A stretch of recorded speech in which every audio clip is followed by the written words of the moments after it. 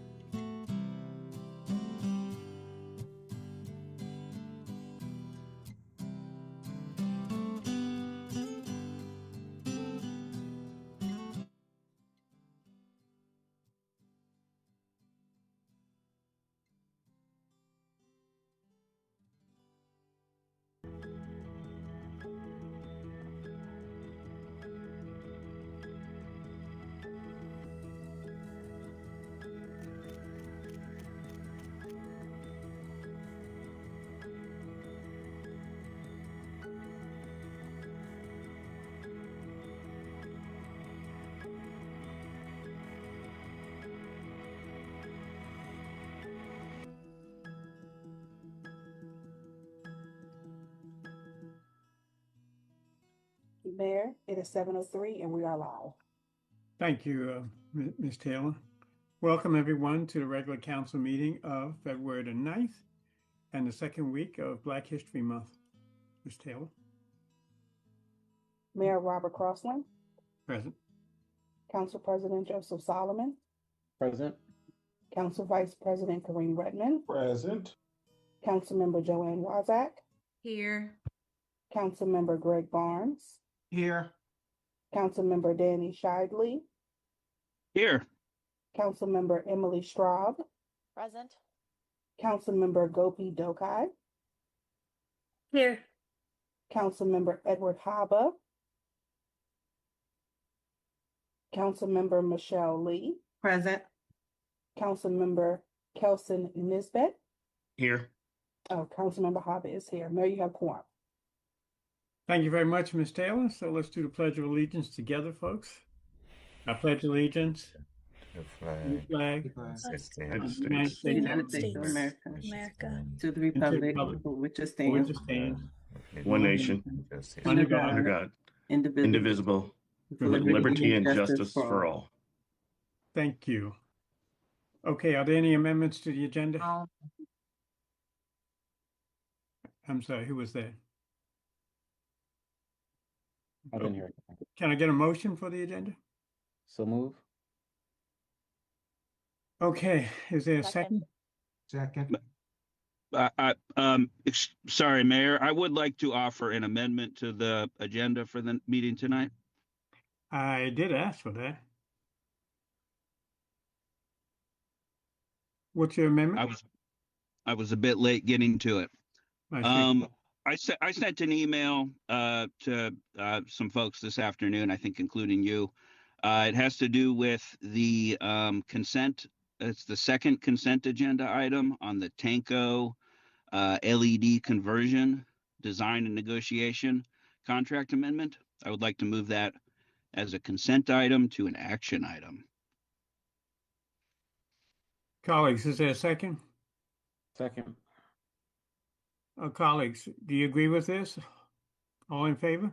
Aye. Aye. Okay, any abstentions? Okay, so the other motion was already on the table and seconded. Well, first of all,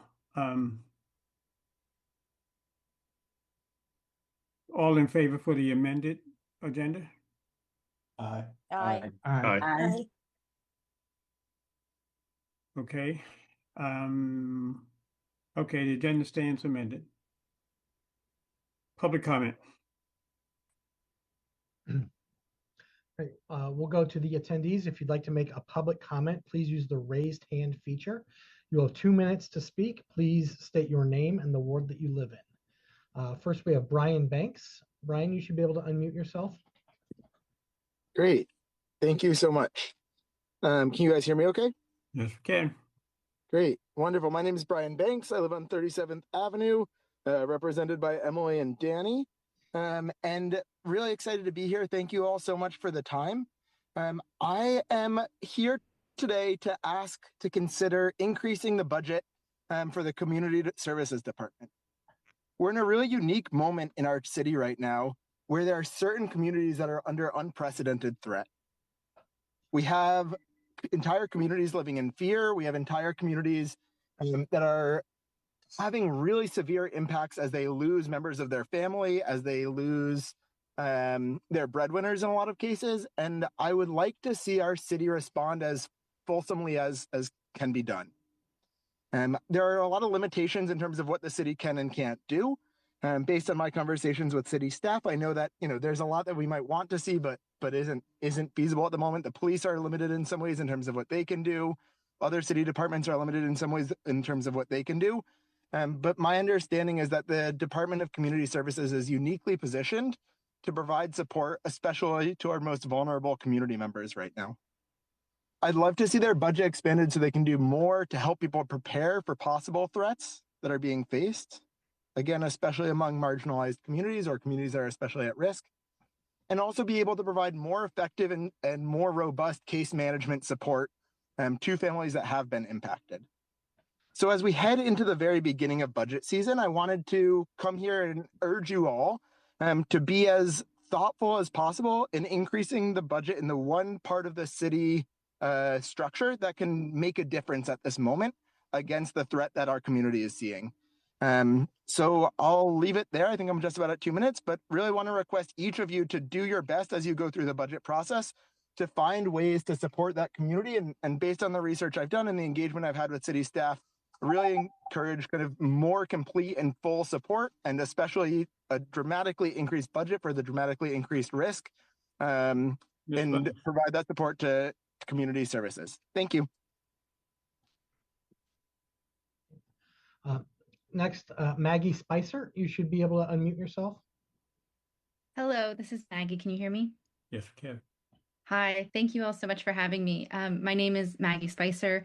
I live over on Oglethorpe Street, also represented by Emily and Danny. This is actually my first time attending one of these meetings, so I appreciate you creating the space for these types of public comment. I am following on to Brian's comments. I would also like to advocate very strongly for expanded funding for the Department of Community Services as a priority for these upcoming budget deliberations.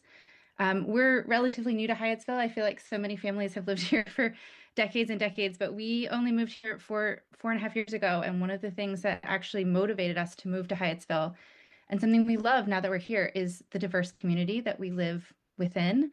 And right now, our community just does not feel safe. Our children are scared. Our neighbors are afraid to go to work. And I think we are all suffering as a community because of this. Having lived in DC for a long time, I can say without a doubt that moving to Hyattsville was the greatest decision for my family. And being here is a decision I would make any day of the week. But so many of the things that brought us here, I now see are under threat. And I do believe that the Department of Community Services can make a difference in the short term as well as in the long term.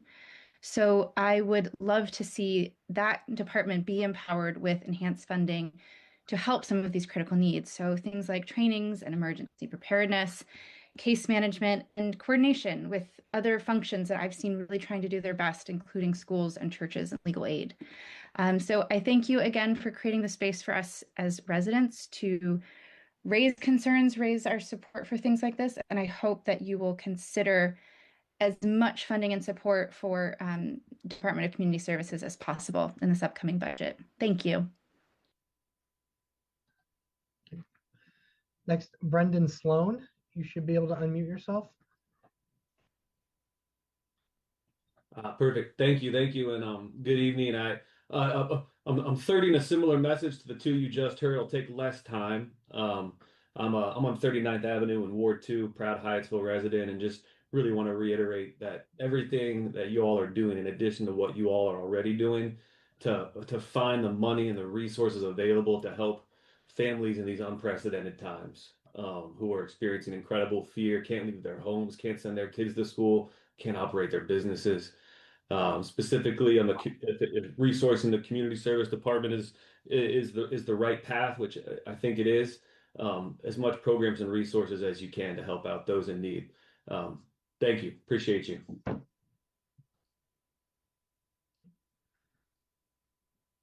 Next, we have Charlotte Francoeur. You should be able to unmute yourself. Hi, my name is Charlotte Francoeur. I live in Ward 2 on 41st Avenue. I have two unrelated comments. The first being kind of a continuation of what we just heard, of just urging the city to do everything they can to protect our immigrant community members from ICE and other discriminatory agencies. If it hasn't already been considered or discussed, the city should ban ICE from entering all city-owned properties without a judicial warrant, like we just saw in New York City via Mayor Mamdani's executive order. And then second, completely unrelated to that, is that I love biking around this area and everything that has been done for that. And I often use the Capitol bike share stations. I've been in contact with the PG County pedestrian and bike manager to ask about those concrete paths that are slotted for Capitol bike share stations that have been empty for months. And it seems like they ran out of money for this project, and I wanted to bring this up in case the city finds itself with funds for this sort of project. The stations would be really helpful for building out the micro mobility network in this area. And I live near Driscoll Park, so I'm especially interested in that one on Hamilton Street. And then finally, I just learned from my council member's newsletter about the capital improvement project snapshot, and I want to say thanks for putting that together. And thank you for all you do. That's it. Next, we have Melissa Schweisguth. Melissa, you should be able to unmute yourself. Okay. Good evening, Mayor and Council and staff. Thanks for being here. Can you hear me? Yes, we can. Awesome, thanks. So I wanted to speak quickly about three things. Number one, the West Hyattsville Phase 2, the riverfront apartments. I appreciate the good comments and the thoughtful analysis. I would also ask that on the landscaping, the departure from design standards for landscaping, that you please ask the planning board to consider requiring the applicant to plant trees. They're just requesting, you're just requesting planters. That's not really giving us a quality, climate impact.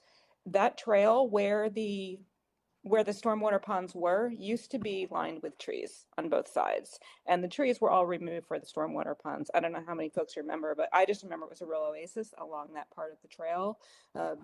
And they were not required to replant those. And that is how we are losing our tree canopy, by these small, it was a pretty small wooded area, but asking that they consider replanting some trees along that area, and doing trees instead of planters, so we have higher quality.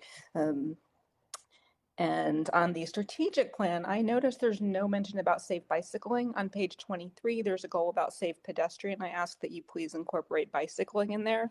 And then on page 17, where it talks about transit-oriented development, walkability is certainly part of that. So I think there's a way to streamline what you have on page 17 and page 23 about walkability and bikeability, particularly around transit. And finally, I really appreciate all DPW has done for the snow clearing. I see them still working and trucking away lots and lots of snow. But I do ask that when they do their sort of debrief, that they figure out ways to be more mindful of pedestrians. There was snow dumped on sidewalks initially, and then with this new clearing and clearing to the curb, in some cases, snow is being dumped back on the sidewalks, and really large amounts, that it's not reasonable to expect residents to remove that. So being mindful, and is there a way to not block curb ramps with these giant piles, so that we can have more walkability sooner after the storm? Thank you. Back to the attendees. If you'd like to make a comment, please use the raised hand feature. Last call. Daniel Broder, you should be able to unmute yourself. Can you all hear me? Yep, we can hear you. Hi, everyone. Dan Broder, Ward 2. I will be quick on my first two topics. Please pass ranked choice voting. Please do not cut retiree benefits. What I really want to talk about in depth tonight is the flock camera stop sign contract. And I want to urge the city council, in as strong a term as I can possibly urge them, to cancel this contract. And I want the city council to cancel this contract because what appears to be taking place is that these flock cameras are a direct enabler of the fascist tactics of ICE. Now, I know what some of you all might be thinking. Oh, that's kind of hyperbolic to say, isn't it? Okay, well, let me tell you all something. I don't use the term fascist lightly. I don't use the term fascist or Nazi lightly because I lost 81 members of my family in the Holocaust. 81. An entire tree gassed out of existence. So I know a Nazi and I know a fascist and I know their tactics when I see them. And they are utilizing this database illegally and illicitly to gain surveillance on anti-ICE activists and the people they are targeting, and in a lot of cases, killing summarily. You have to understand the playing field that you are fighting these people on. It is not we set the boundaries. It's they will use whatever tool they can get to take advantage of their all-consuming need to demean other people. Stop the cameras. Cancel the flocking contract. Thank you.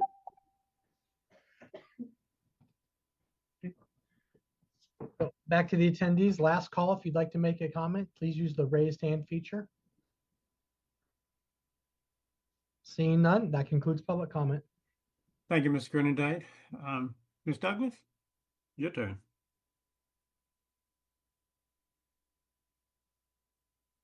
Okay, good evening, Mayor, Council, and residents. I'm going to share my slide.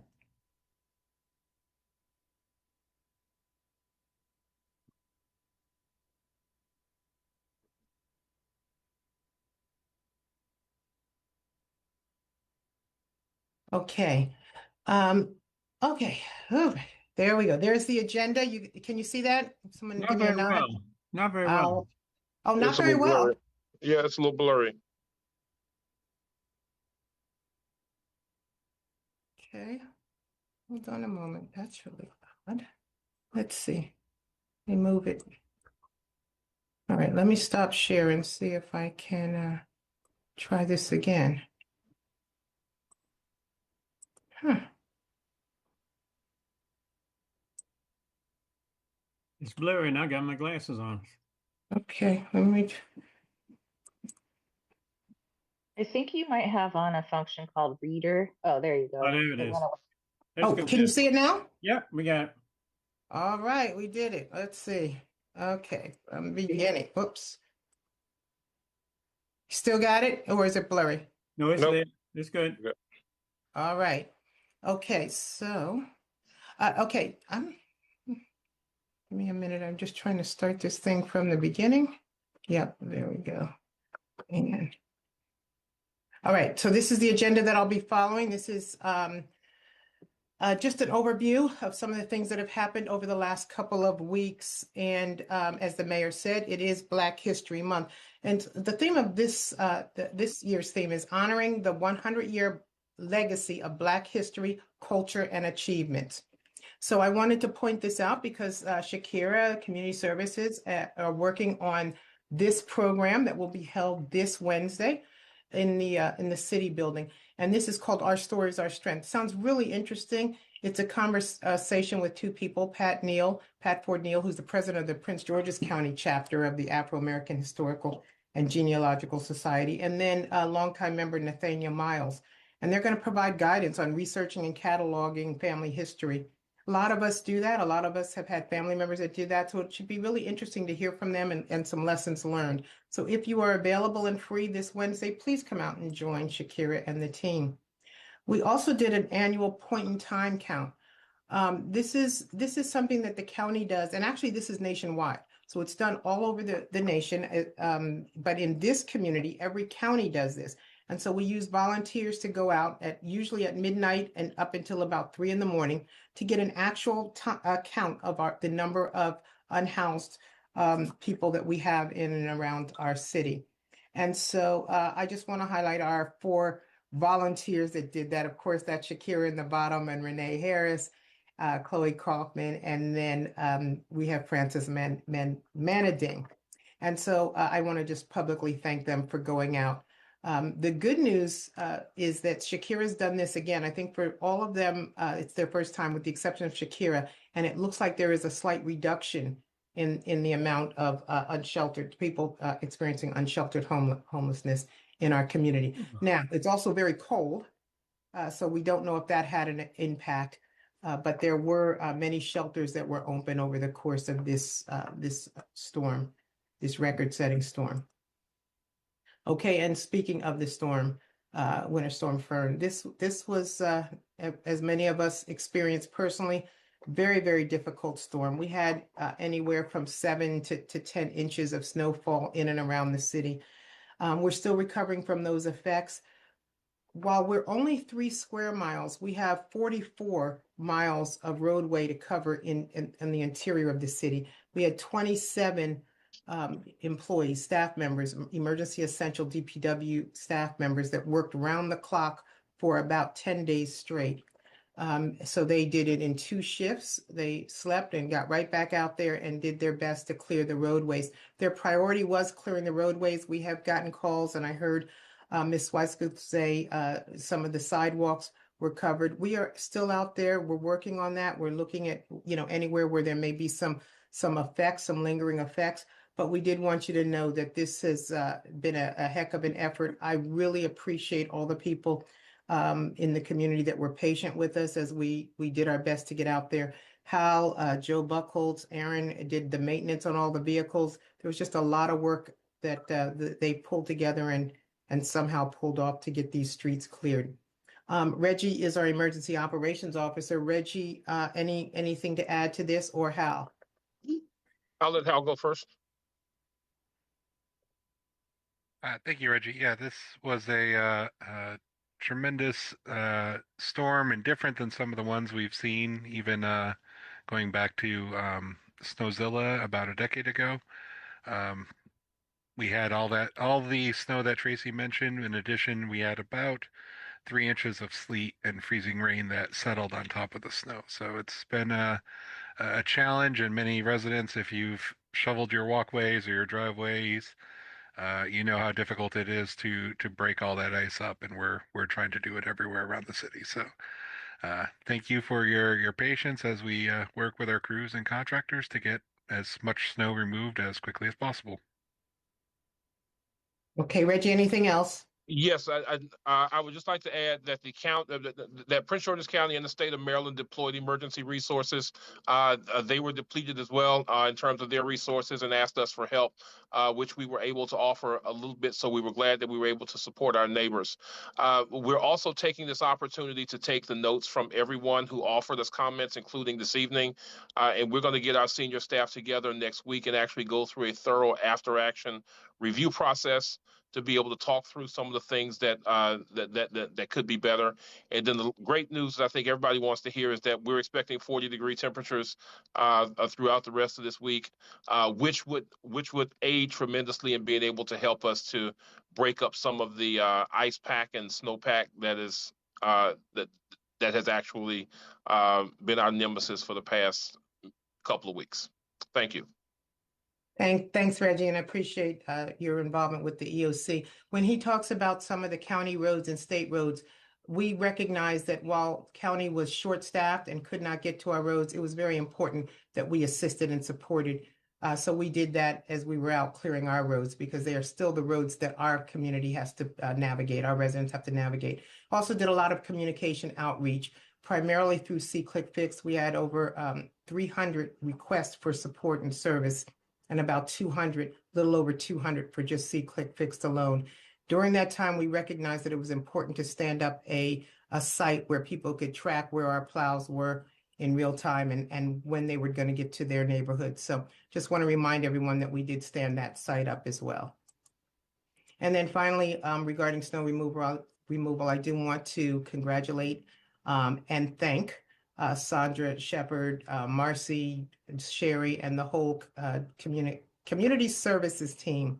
They, we had a number of residents who just needed extra support, mostly our seniors, and many of them needed support. And so Sandra reached out to HAP, she reached out to some churches, she reached out to the CDC, and between them all, they were able to round up over 40 volunteers who completed snow removal. And at last count, it was over 20 residents, but they're still out there working, and we're still getting calls from residents who are asking for help.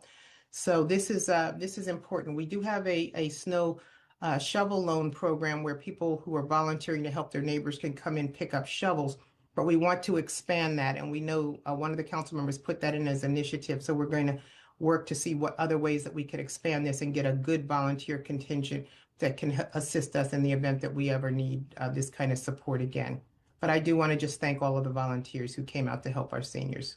And again, Sandra and her team. Okay, speaking of Sandra and her team, they had this past Saturday, they had the first ever Spanish immersion pilot camp. And they did this for over 21 students who came together to learn Spanish. So it was really a great turnout and a great opportunity for our young people. They're going to continue doing this. I don't know what interval, Sandra, when are we doing this again? Good evening. Our plans are for us to do it in the summer for a whole week. So for those who want to continue to practice and develop their language skill in Spanish, they will be able to do it for a whole week during summer camp. Yeah, so it's a new initiative, and it's really taken off. So we're pretty excited about that. Okay, polar bear plunge. Chief, you want to talk about this one? I think Chief is out there in this picture somewhere. This is a huge turnout, and they actually did this plunge when it was on one of the coldest days, the Friday right after snowstorm Fern. So I'm pretty impressed. I think the temperatures were in the teens, and if you can see, we even had some people in shorts out there. This was to raise money for Special Olympics. Chief, anything to say about this slide? No, it was a cold one. There were some brave souls out there, but it was cold and we weathered the storm. Yeah, and I want to acknowledge that we always do this in support, and we got involved in this because of Desi Holland. She has since passed, but she was the daughter of former Chief Holland. Okay. All right, we've got a couple more slides. Hal, you want to talk about the ADA improvements on alternate Route 1? This is some really good news. Yes. So we were recently made aware that the State Highway Administration is going to be upgrading some ADA ramps in the area. Specifically, we were informed as the adjacent property owners of the ramps highlighted here on Baltimore Avenue and the ramp from the alternate Route 1 bridge to Baltimore Avenue. There are others in the area, but we weren't able to get a map of those to share at this time. But the state highway contractor was planning to get out at the end of January, but obviously with the storm, that work has been delayed, and I'm sure they'll let us know when they plan to start as soon as the weather allows them to do so. All right, and then I wanted to give a quick Tenko update. We've been trying to get this on for a couple of weeks. We just wanted to remind everyone of what's been going on with Tenko. It's also in your packet this evening, and it's just been moved to action, so we'll have more opportunity to answer any questions if there are any. Go ahead, Hal. Yes, and so I tried to sum up about 3 years of work in these two slides, so I'll try to be quick. A couple years ago, the Maryland legislature started some legislation to allow municipalities and counties to purchase or condemn their streetlights in order to take ownership of them from the various electrical utilities. When we were made aware of this legislation, we worked with Tanco Street Lighting to do kind of an analysis of the city's lighting system and put together some recommendations on how the city should approach this as everything was kind of coming through the legislature and through the Public Service Board. The initial analysis was done, presented to council in early 2024. At the time, it was proposed and approved by the council to have Tanco negotiate with Pepco on the city's behalf. The initial recommendation was that Pepco would continue to own the city streetlights and the city would pay to upgrade them to LED. Well, in early 2025, Pepco proposed some new rate tariffs to the Public Service Board, and that changed the math on the value of the purchasing versus not purchasing the streetlights. And Tanco had to go through. They updated our analysis and came up with a new course of action. And Tracy, if you can go to the next slide, please. So the new recommendation was that the city would buy out the streetlights from Pepco and upgrade them to LED. You can see here that based on the numbers that were provided, the cost to purchase and convert the streetlights was going to be about $1 million. It was estimated to save the city about $4 million over 20 years, giving us a payback period of under 5 years for that investment, which was one of the best savings and payback periods that Tanco had kind of ever worked on in this type of streetlight purchase program. Tanco completed the audit of our streetlights and began the reconciliation process with Pepco in 2025, which is when it was discovered that there were some potential overpayments for streetlights and the related costs for the upkeep of the streetlights. This was due to a number of issues, including lights that didn't exist anymore, lights that may have been attributed to the incorrect owner, and lights that were miscategorized by the type of lights. That's important, as the bills for streetlights aren't based on actual usage; it's based on estimated usage, based on the amount of energy that the fixture consumes, which varies depending on the type of light light bulb that is in that fixture. When we discovered that, we continued the negotiating with Pepco and determined a framework to establish the cost for the existing lights in order to come up with a way to negotiate the final purchase price. So our next steps after tonight's action item to extend their existing contract and add the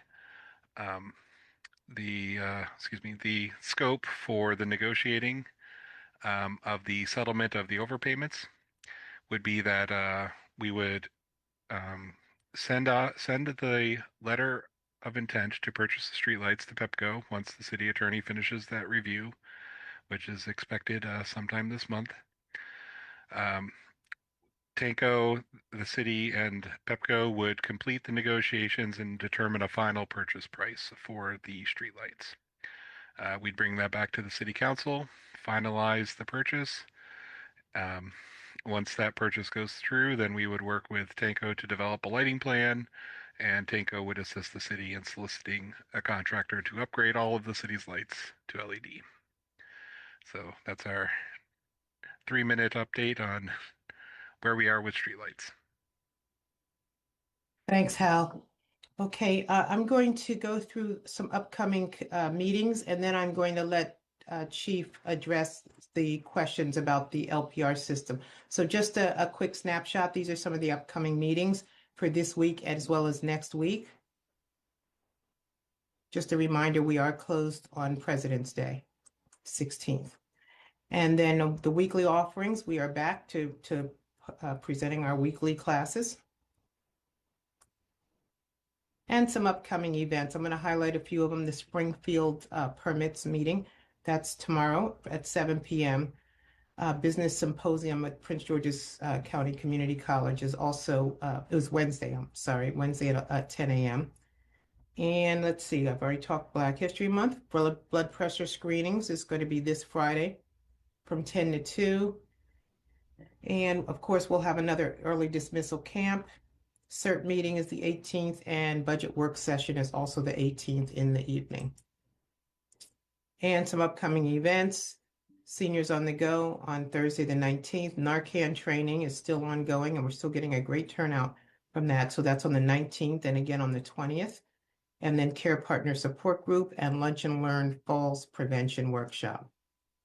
I do want to wish Councilmember Hava, Councilmember Wazak, and Councilmember Dokai a very happy February birthday. All right, I'm just going to pull up a slide for Chief. Chief, if you want to talk about our LPR system.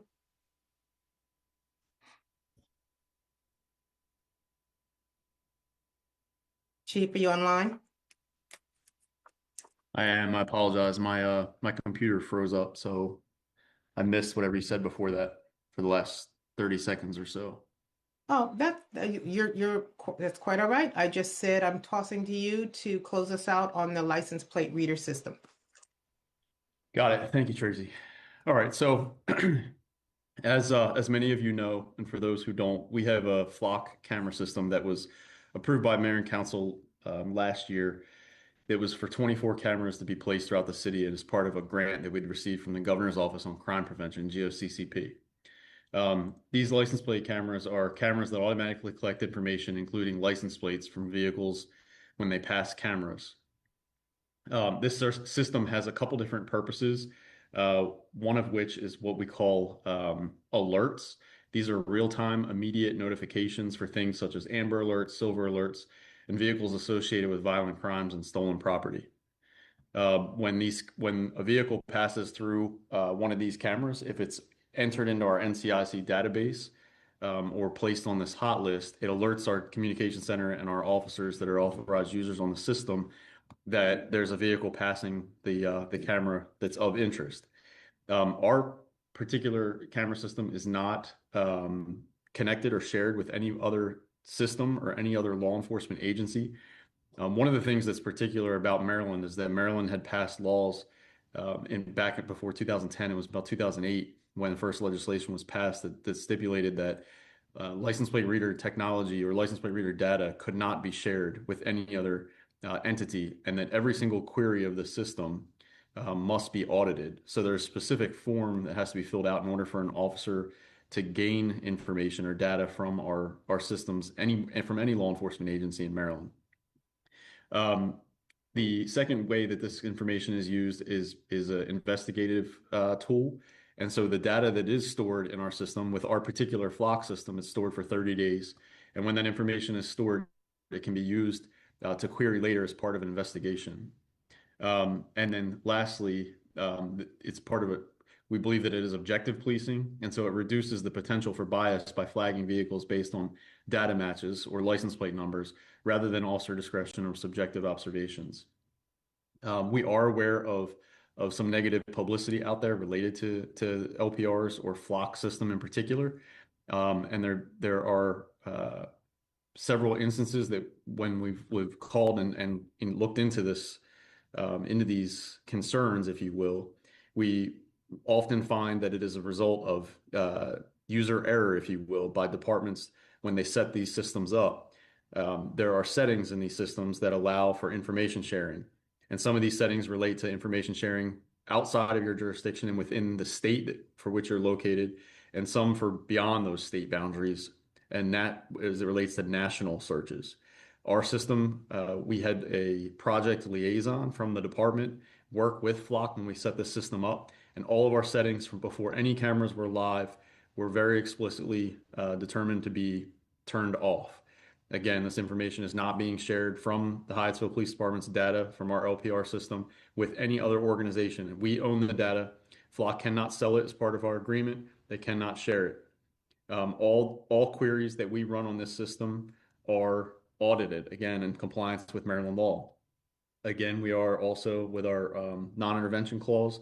We cannot share data, whether it be LPR, CAD, RMS, or anything else related to immigration status. So while there are concerns, and we understand those concerns throughout our community, we're happy to answer any questions. We're happy to, I'm happy to meet with anyone who wants to reach out. Those concerns that I have heard, I will reach out to those individuals to address their questions. Happy to have anybody sit down and come into the department so we can talk through it. Again, our system stores data for 30 days.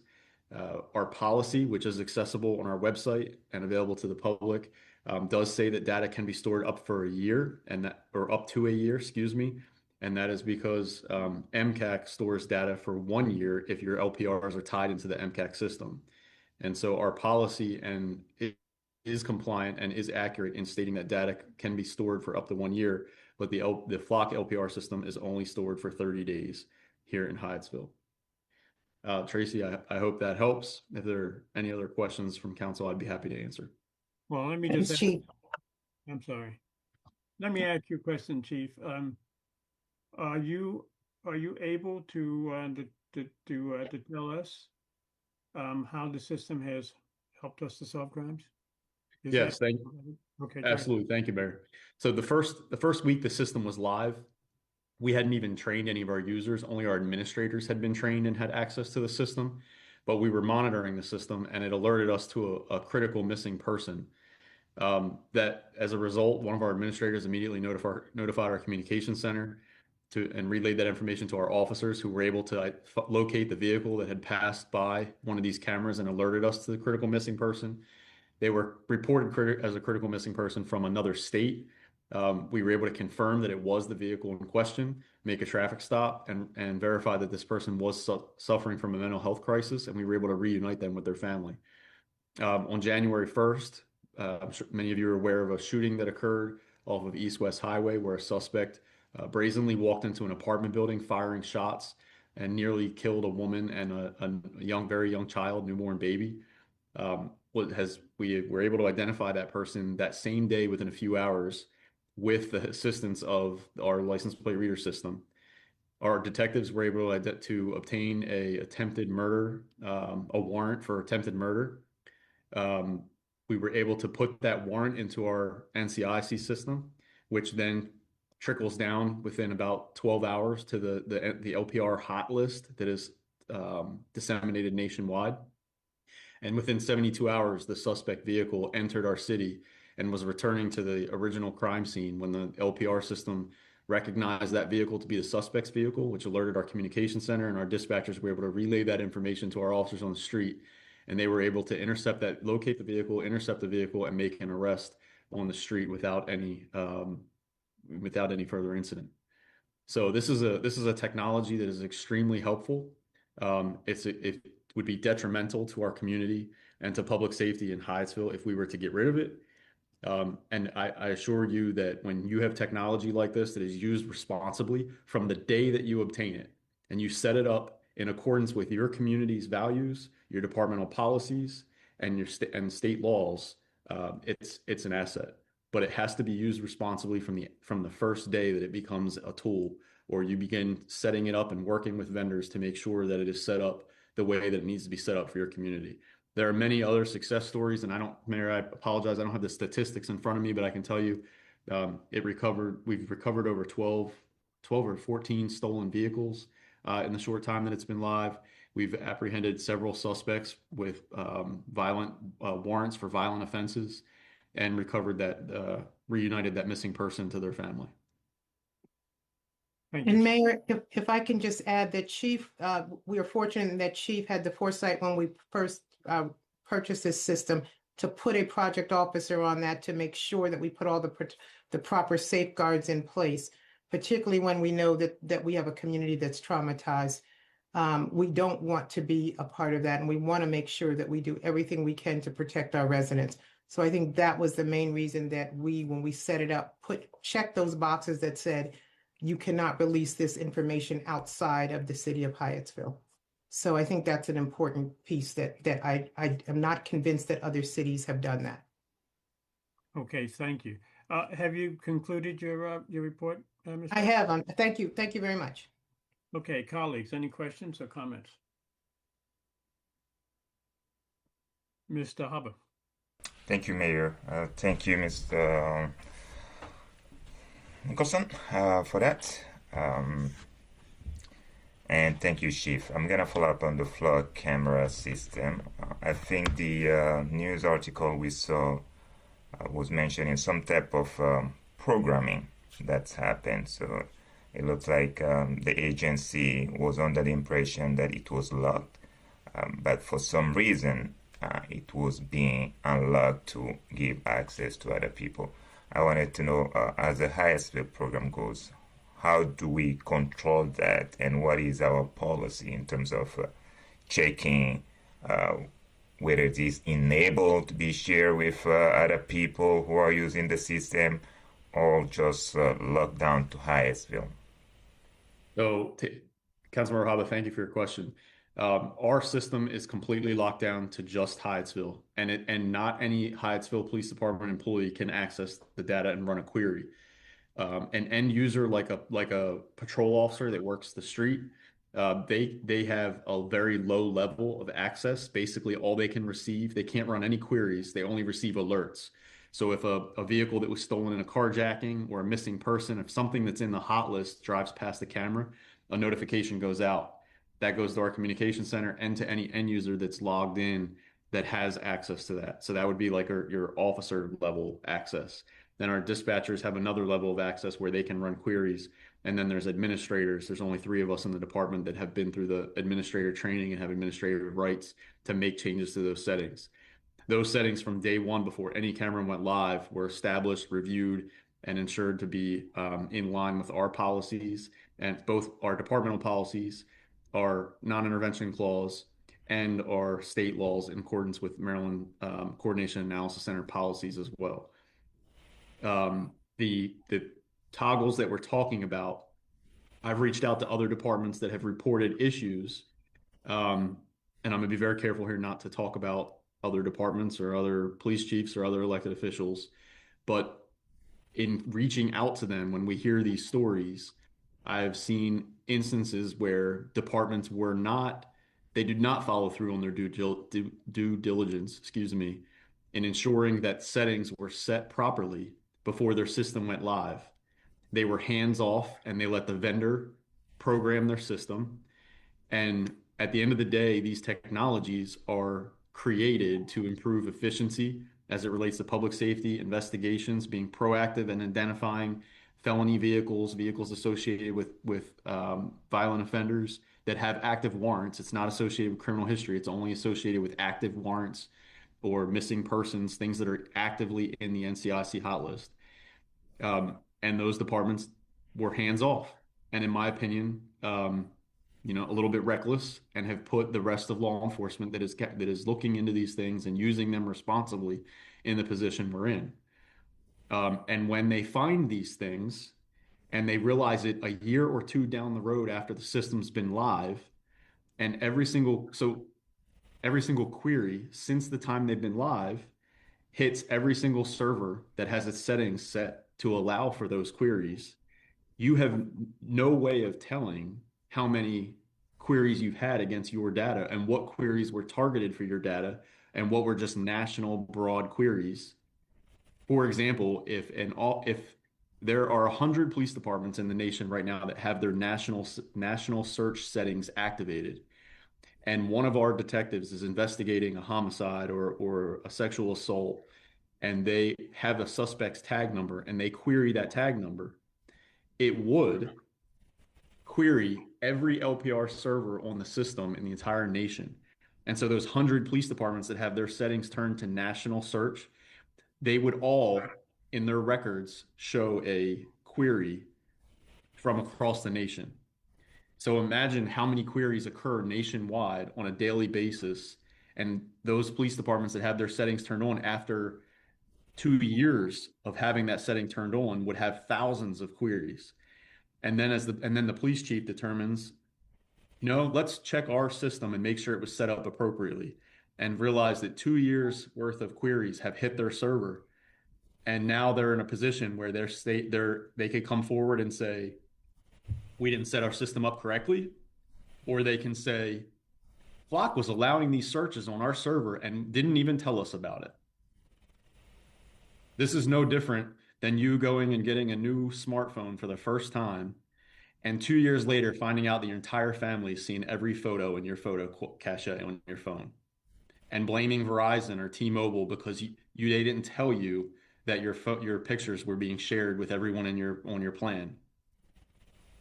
We have a responsibility as a professional law enforcement organization that's taken an oath to serve a community to make sure that we do our due diligence and that we set systems up responsibly, and that we ask questions, and that we press vendors, and we make sure we have people who are trained to use these systems as administrators long before we have users on the system and long before a system goes live. And I can assure you, and will put my integrity and my job on the line with this community and this council to tell you that we have done that from day one.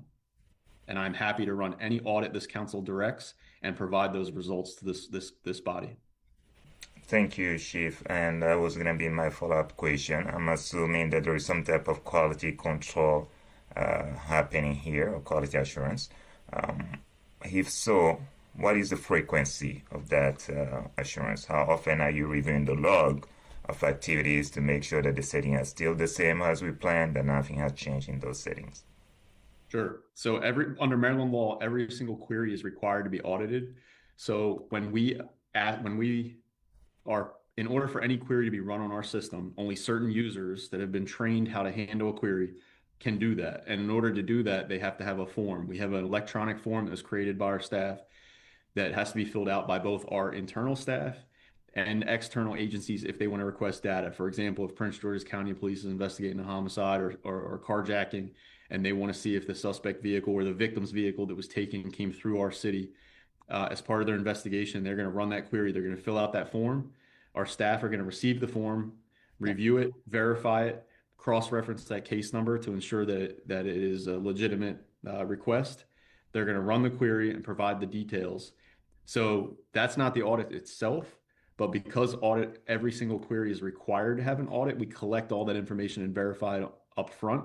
And then once a year, at the end of the year, we go back and verify. It's required by law that we go back once a year and review every single one of those queries to ensure that it was legitimate. So, Chief, I wasn't talking about the queries. I'm talking about the setting, the actual setting. Do you check the log that the setting has stayed the same as planned from the beginning? Or do we have a frequency to make sure that we're checking that and ensuring that that setting has not been changed, because it sounded like that was kind of like the issue in the article. Got it. Absolutely. So that's part of the annual audit as a result of Maryland law requiring that we not share that information.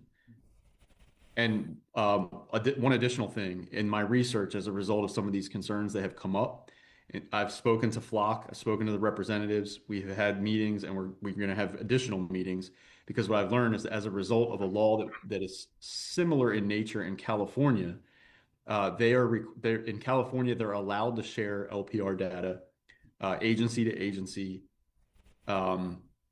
within California, within the state, but they are not allowed, and no law enforcement agency in California is allowed to share information outside of the state of California, regardless of whether it's another state, another local jurisdiction in another state, or a federal agency.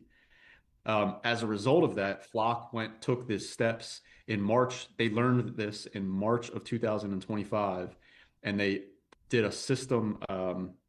They put system rules in place that eliminated the national search option. So even if a agency administrator in California wants to activate that national search option, it's no longer an option. And so I asked them, I said, it's the same thing in Maryland. We're not allowed to share information.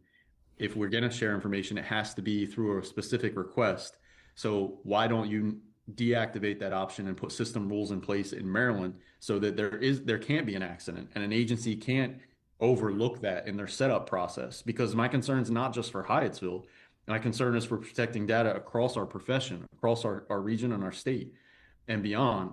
And they said that's possible, so that they're working on getting in the, connecting me with the right people to see if we can't make that happen for our state, where that option is completely deactivated and turned off. Thank you. Mayor, I yield back for now. Thank you. Mr. Barnes. Yeah, thanks for the presentation, Chief. Just two quick questions. First, where is the data that's captured by the LPR stored? Is that stored locally on a server here in Hyattsville, or is it stored remotely somewhere at the Flock location? So it is stored virtual. It is a virtual server in the cloud, and it is a Flock server. We control the settings, we control the data, and in our contract, we own the data. Okay. And the reason I ask is because, as you know, I think we talked about this. Gosh, I can't think if it might have been in the LexisNexis context, but the federal government often can apply for a court order to get access to data, and on certain occasions they can submit a non-disclosure order, a gag order, so that Flock could not then disclose that information has been requested. Is there any potential for this information to be subject to some type of court order?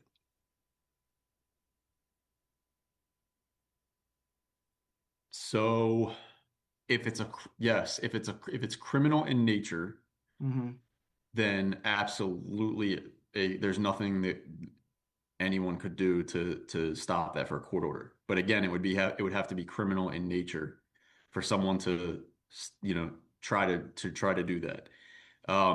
The thing about LPR data is it's historical data, right? There's no way to use an LPR. So if someone's querying our data, they're not getting our alerts, right? If a felony vehicle passes a camera right now at this moment, if a carjacked vehicle enters Hyattsville right now to commit a crime, the alert comes to us.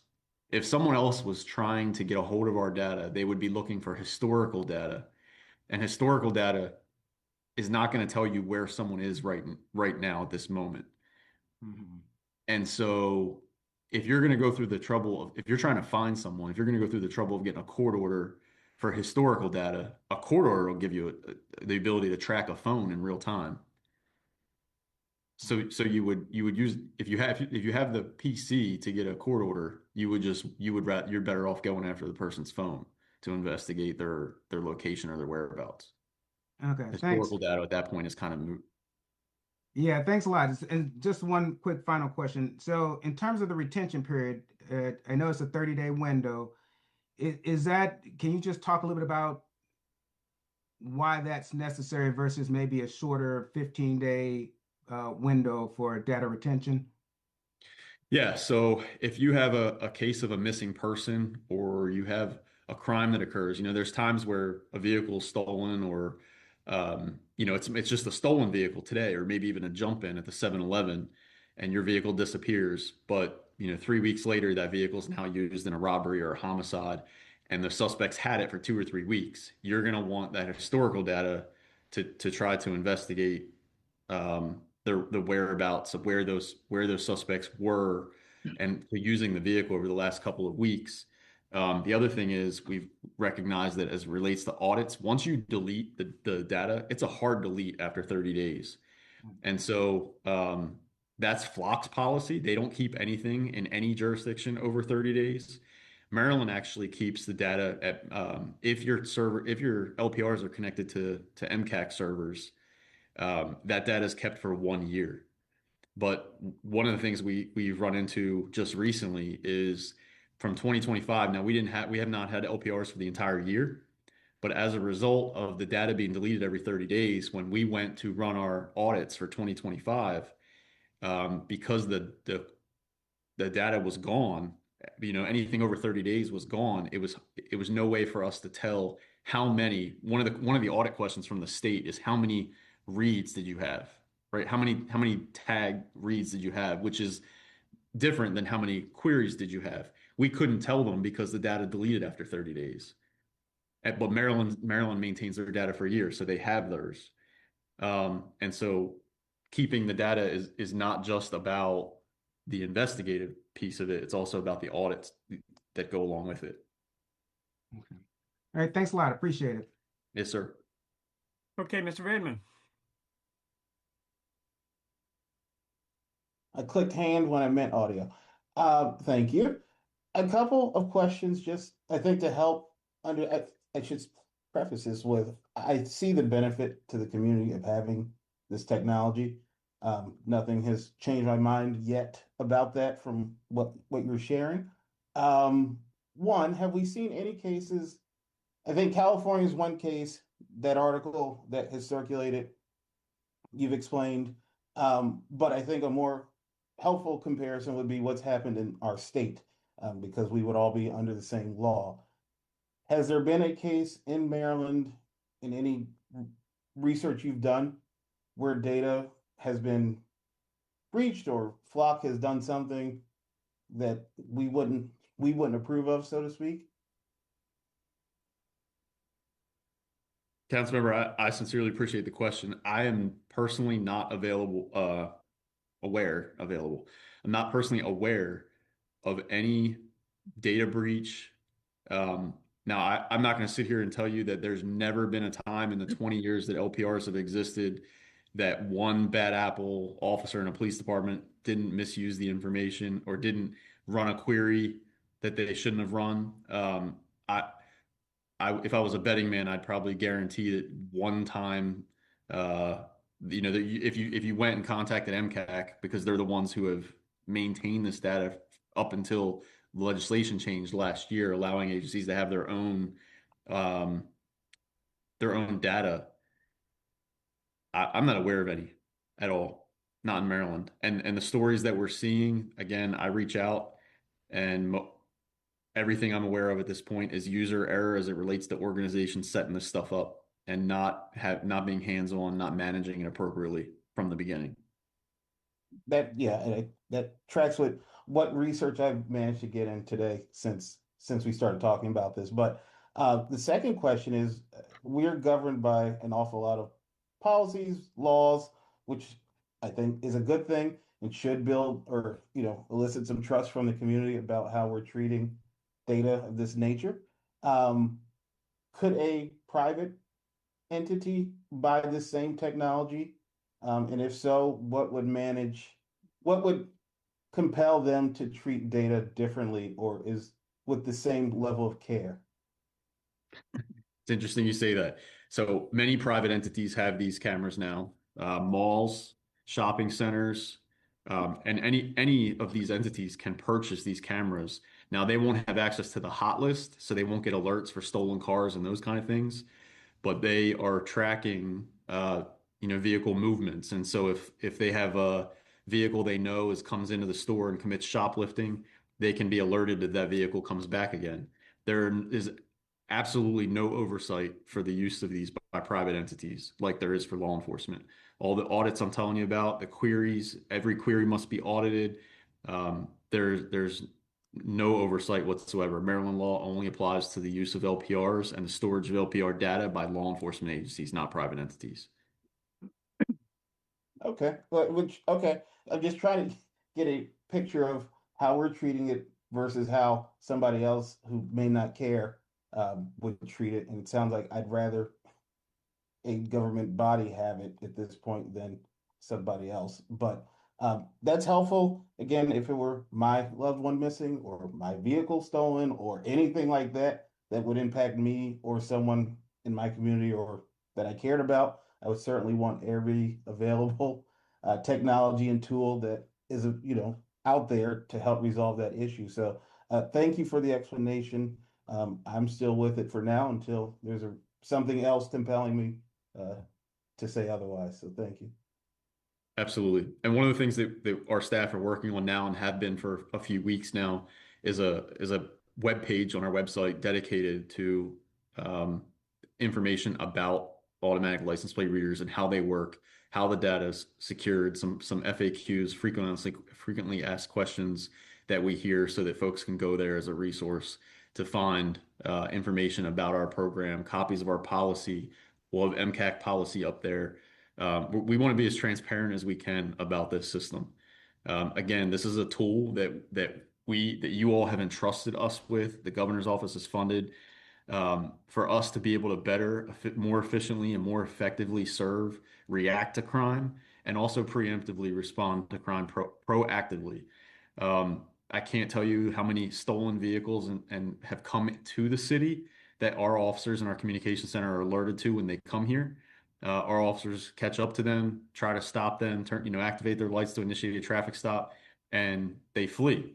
And because of our pursuit policy, our officers demonstrate restraint, turn their lights off, they don't chase, and those vehicles leave and potentially those officers potentially stop a crime before it occurs. We are tracking successes and outcomes from the system. It has that built in. Anytime there's a hit or an alert, and the officer interacts with the computer on that alert, there's a outcome screen. So we are tracking this stuff, and we'll be able to provide the council, this body, and the community with outcomes of what we're seeing and how the system is making a difference here. And just in the short time it's been live, we have seen several successes, as I've mentioned. And there are others, I can report back with those. Mayor, I wanted to give Chief a chance to drink some water, but also to remind council that we're 30 minutes over our agenda time. Thank you. Anyway, moving right along. Chief, you got two more questions, two more questioners before we move on to our next agenda item. Mr. Nesbitt. Okay. All right, thank you. I do have a few comments and a few questions here. I do want to say that this is definitely a topic that the community sometimes is very concerned about. So I thank you for the safeguards that have been put in place. I do understand that recklessness can equal a loss of confidence and credibility. So once again, thank you for taking the extra step and making sure that the right settings were placed in. Fellow council members have really brought up some really good points, and Councilmember Redmond spoke about commercial entities. And from my experience and understanding, if the federal government or any other entity that is more government-like is more likely to get information from a commercial entity and purchase that information than try to go government to government, because there are more safeguards when you go government to government. So just kind of keep that in mind. And the reason why I bring that up specifically is because not too long ago, I went into a department store. I won't say the store's name. I went inside. I did not connect to the Wi-Fi. I did not purchase anything. I did not use my credit card. But as soon as I got in my car and started driving off, I got an email asking me about my experience.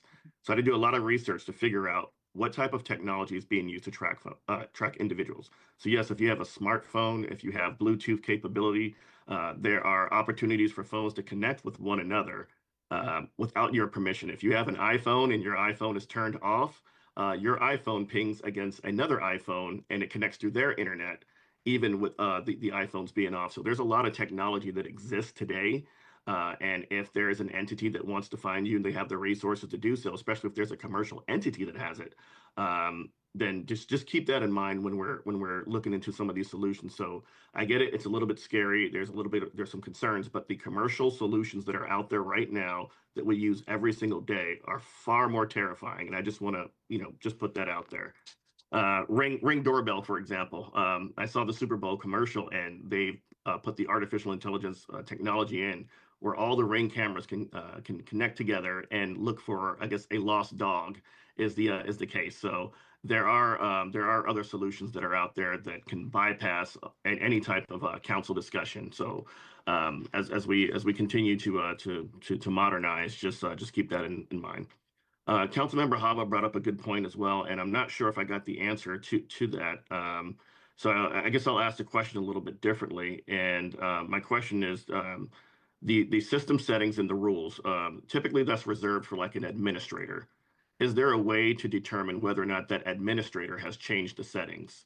And if so, is there like an opportunity to evaluate that? It sounds like you were saying it's done annually, but for someone that has specific or precise system authorities, like an administrator, I'm thinking that individual who's auditing the administrator. Good question. So there's an audit trail associated that when the audit's done, there is an audit trail for system setting changes that would notify us, that tracks every change, every login on the system. And one of the things that I learned in meeting with Flock, following up on many of these concerns, is that when they first launched their system, they had audits for things like queries, but they did not have audit on system setting changes. And they incorporated that in March of 25 as part of lessons learned with Flock, like internally in Flock. So since we have been on Flock, on the system, those audit mechanisms have been in place. All right, thank you. I guess my next question is the audits themselves. I know you mentioned that or the queries themselves. I know that you mentioned that for the information regarding the vehicles, every 30 days they're deleted. But when someone makes a query, makes a search, can you remind me how long those searches are maintained? So I'm not sure I understand your question. If someone runs a query and they get a return, how long is the return maintained? The fact that an entity or an officer had queried a specific query, is that query captured? I guess if I was to equate it, it'd be more like your Google searches. Gotcha. So that's maintained and would be there for the yearly audit. The yearly audit. Okay. Yeah. And then after that yearly audit, then it's deleted. Is that also the case? The user logs, no, they're maintained. I can't remember off the top of my head. Let me get you an answer. I don't want to guess. I think it's 3 years, but I will verify that and find out. Awesome. Thank you. Yep, I'll and I send guess mayor and council an email tomorrow. Oh, no problem. And I guess my last question here is for the training. I know you mentioned some sort of training, and I was reading a couple of articles about Flock as well. There were some officers that were not only I guess going against the rules and providing information, but had some very biased, is I guess a nice way to put it, searches that were very discriminatory. Did the training or any type of training provided by Flock, or maybe our internal training, are we protecting against, or are we training our officers not to do these bias searches? Or is that part of the audit trail where someone's like, hey, dude, you can't search for that. This needs to be a little bit more objective.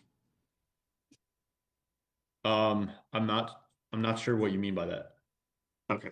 I guess is there a way, like in the training, does the training prevent or teach the officers not to look for biased searches? In other words, rather than looking for a vehicle, which is very objective, looking for people, or discriminatory searches and so forth. Does the training kind of prevent against those type of biases? So you can't search people or demographics of people. You can only search tag numbers and vehicle demographics, such as make and model. Perfect. Thank you. Yes, sir. Okay, I want to apologize to everyone and to the folks at home. This conversation has taken a long time, but I just believe that it was very important for everyone to get their questions answered, particularly for those folks at home. And then we'll move on as quickly as possible. Ms. Wozak, I hope you can be as brief as possible, please. Yes, Chief, I just wanted to say thanks for caring about this, for knowing so much about how the system works, and sharing all that information with us. I wanted to ask if you could please find out whether Flock is requiring multi-factor authentication of users.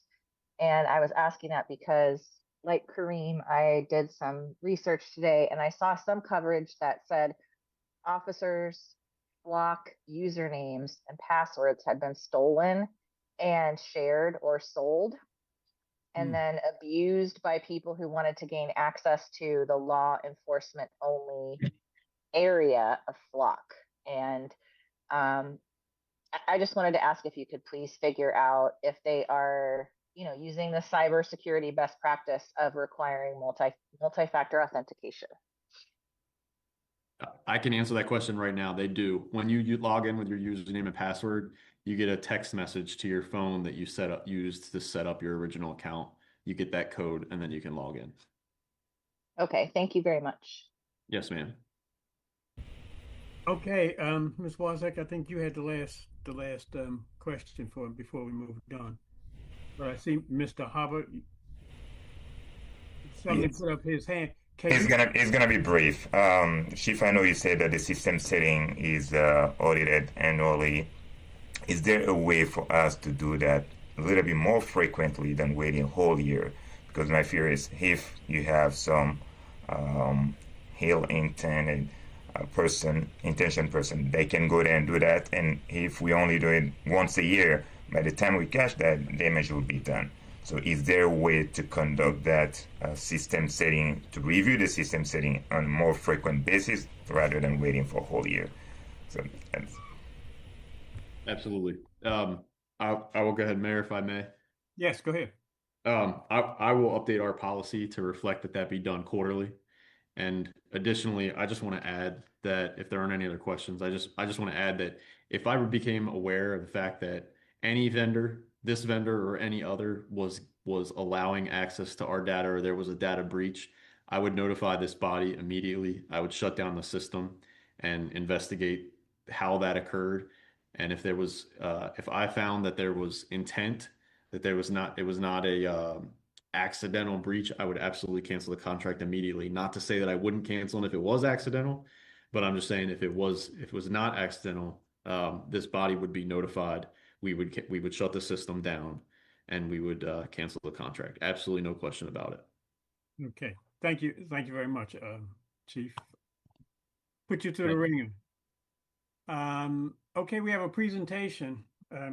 Mr. Ulysse. Hey, Mayor, I'm going to just give a quick introduction for Jeff, and then I think Susie's going to just say a few words. But I just wanted to say that I am really excited that we are finally presenting the strategic plan. Most of you remember that it used to be a sustainability plan. Some of the newer people on council are not aware of that, but it was a sustainability plan, and it started getting a little bit misunderstood and aligned primarily with environmental sustainability. So we changed the name to the strategic plan to better reflect the purpose and address a wide range of social, economic, cultural priorities that really talk to our values, speak to our long-term viability and livability.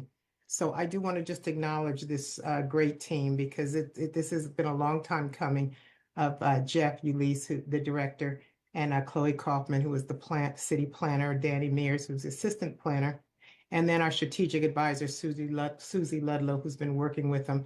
And they have really made getting this plan to you a priority and getting it to the community just as importantly, and making sure that they are capturing all of the community feedback. And they did this through, lots of effort and stakeholder meetings and surveys. So I think we're ready to go. I thank the community. I also want to thank you, Mayor and Council, because you all did provide feedback and comments over the last few weeks that helped us get this to where we think it is ready. So this is the final draft. There may be some slight tweaks, but we think we're ready.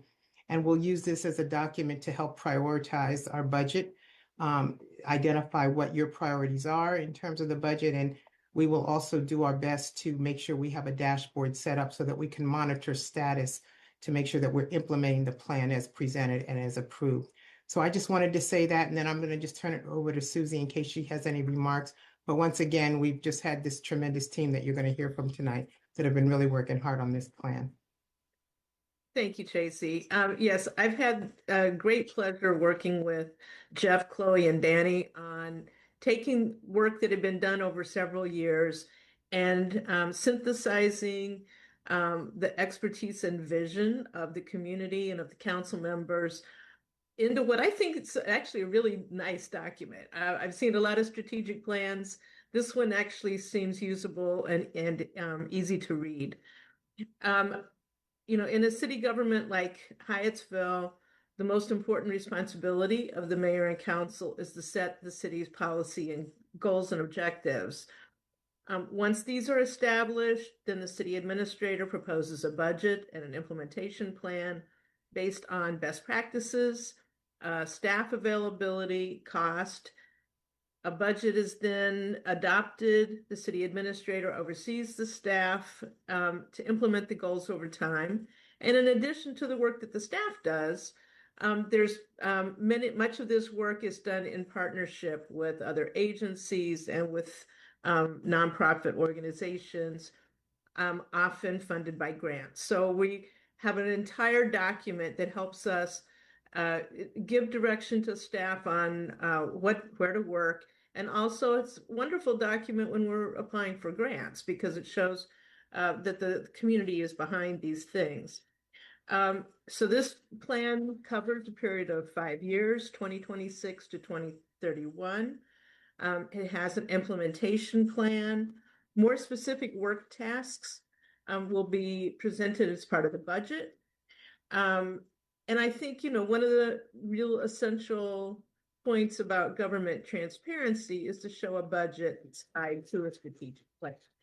I think this is an excellent plan that represents what the community and the council want to see in Hyattsville. So I'm excited for you to review it. It's a draft plan, so there may be some tweaks as it goes before you. But I'm thrilled to be able to work with the excellent professionals in Jeff's group to put this before you. And so, Jeff, I think it's your turn.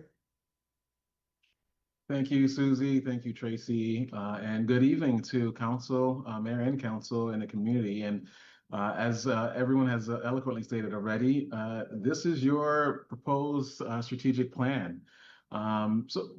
Strategic plan, how's that particular to our city? Most cities grow around simple needs, things such as places to live, work, and places to gather.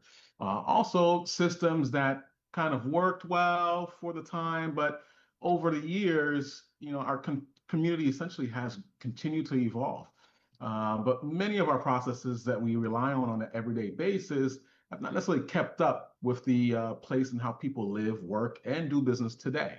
So the strategic plan from a theme standpoint is about closing that specific gap.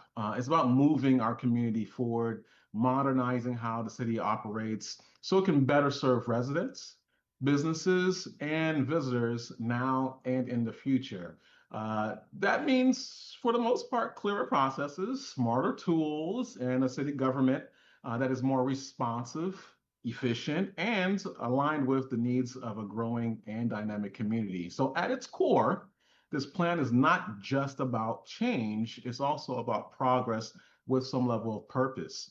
By modernizing how we work, we are creating a stronger foundation for not just economic opportunity and better service delivery, but a city that is prepared for what's to come. And for those of us that are available, alive in this current moment, we know there's a lot of changes that have occurred in the last few years, the last decade for the most part.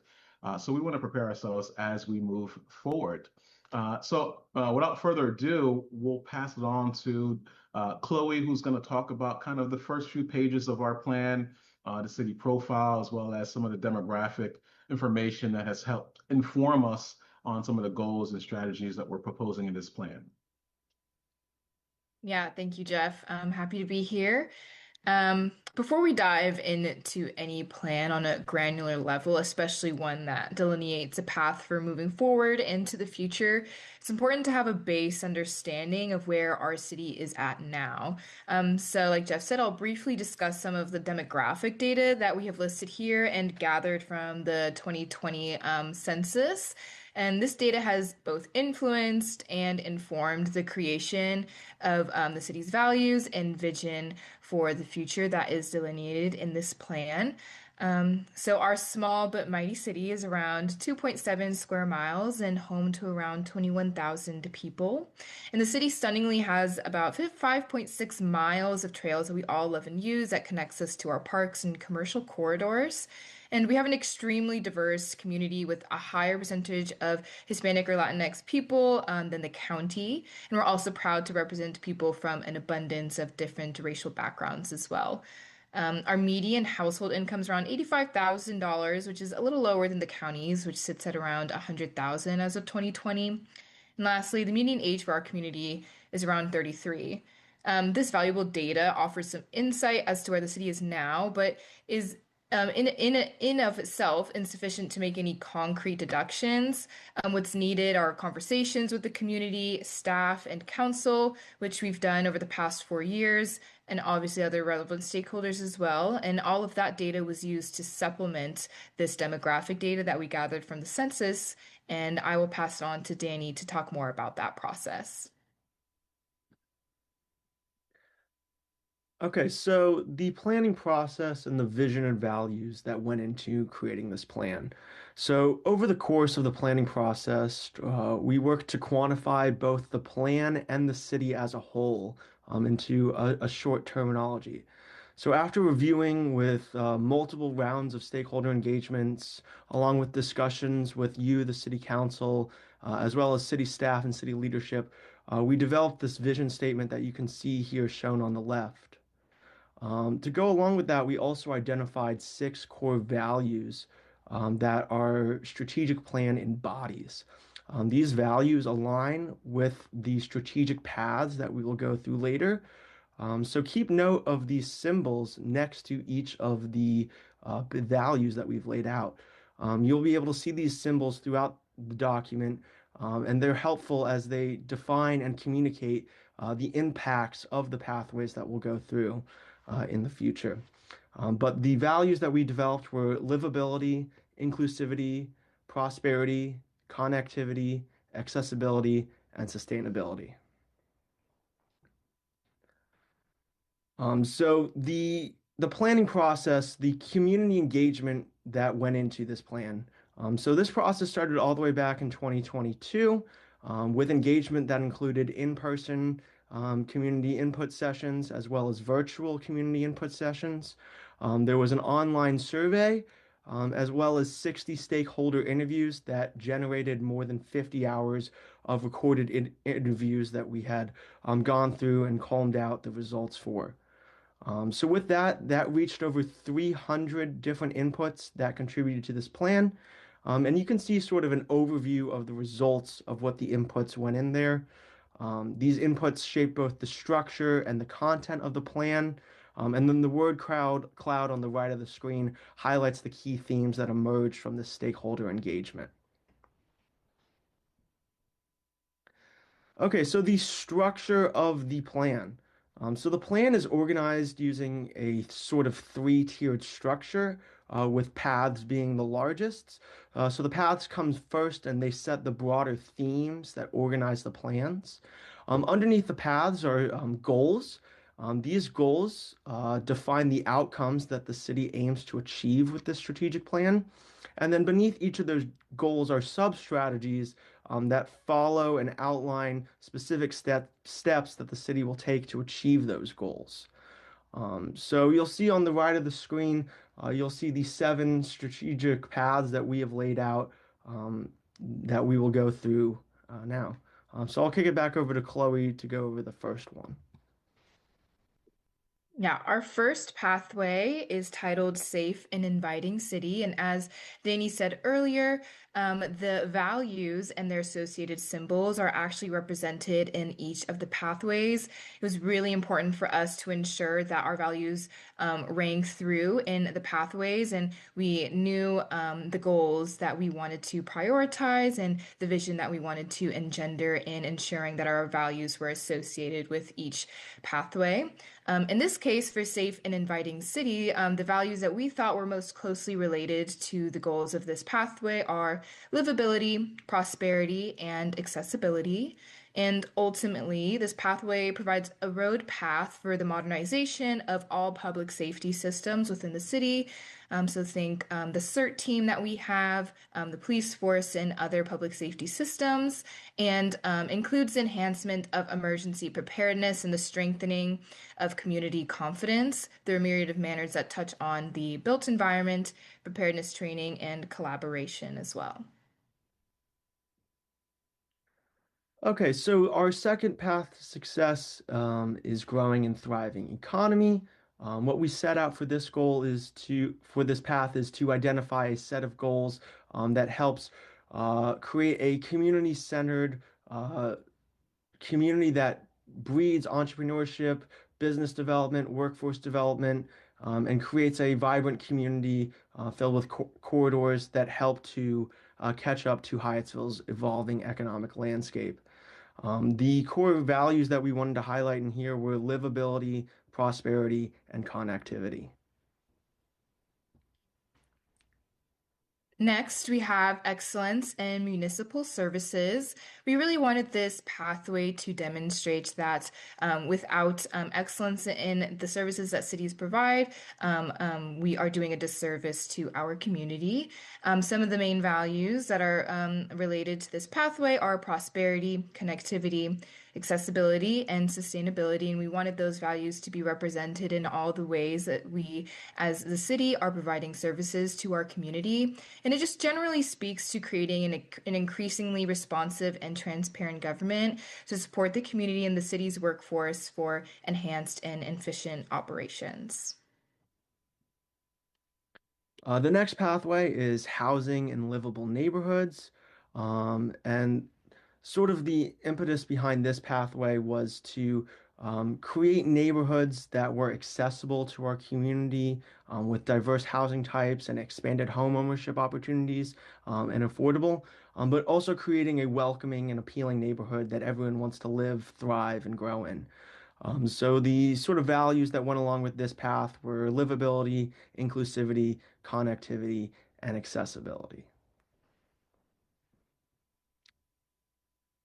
Next, we have dependable infrastructure.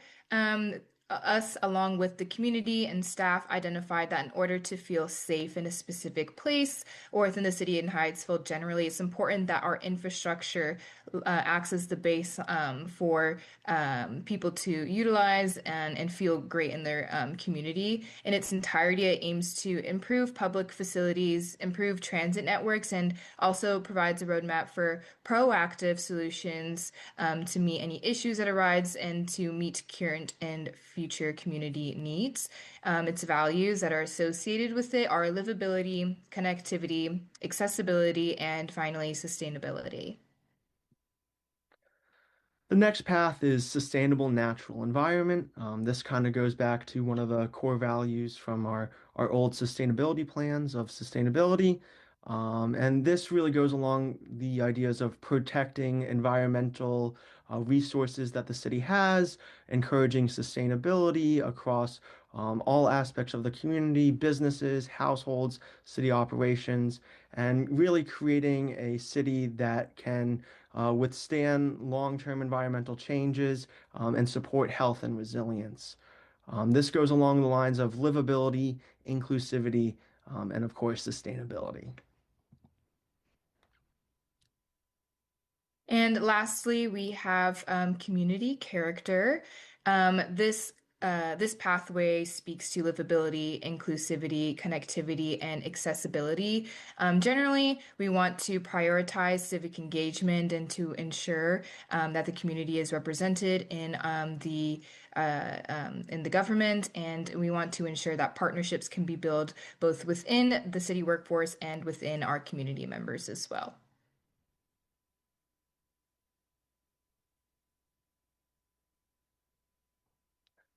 So this next section is our implementation chart, and this really lines out how we as the city government are going to achieve these paths, goals, and strategies that are laid out in the plan. And just before we get into the chart as well, we have a list of abbreviations. So as you'll see in the implementation chart, we have a section for partnerships that is associated with some of the goals. And these abbreviations are just listing the partnerships, the potential partnerships that we will make as we go through and start meeting all of our goals.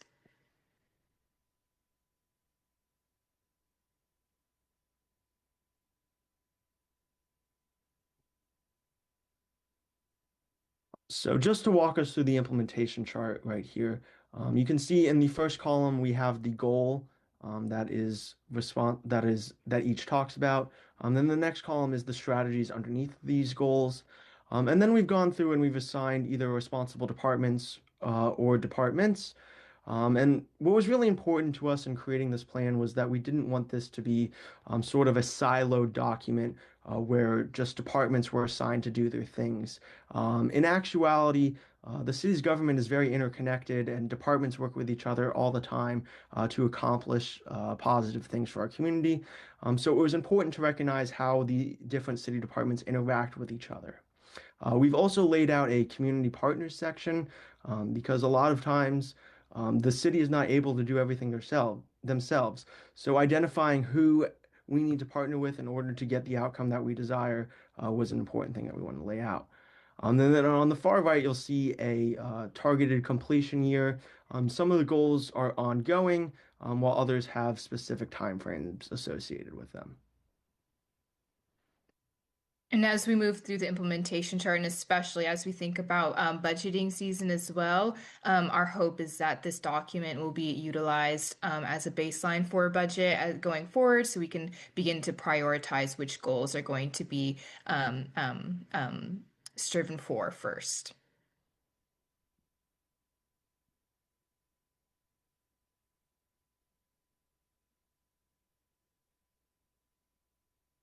And this is our lovely organization chart. We know that there's a spelling error on this, so if you see any other spelling errors, please let us know, and we'll be happy to get those fixed. And we just wanted to lay out how the city is currently formed and what departments are responsible for what goals and strategy, as Danny said, but also how we're going to be connecting moving forward. And another thing about implementation, I know a big spreadsheet like that can look daunting to read through, but our hopes is to publish something that's public facing and on our website so we can track the goals that we accomplish as the years go by and as budget seasons come and go, so we can have something that holds us, the city, accountable, but also just demonstrates that we are moving through this document and we are achieving the goals that we set out to aspire in this plan.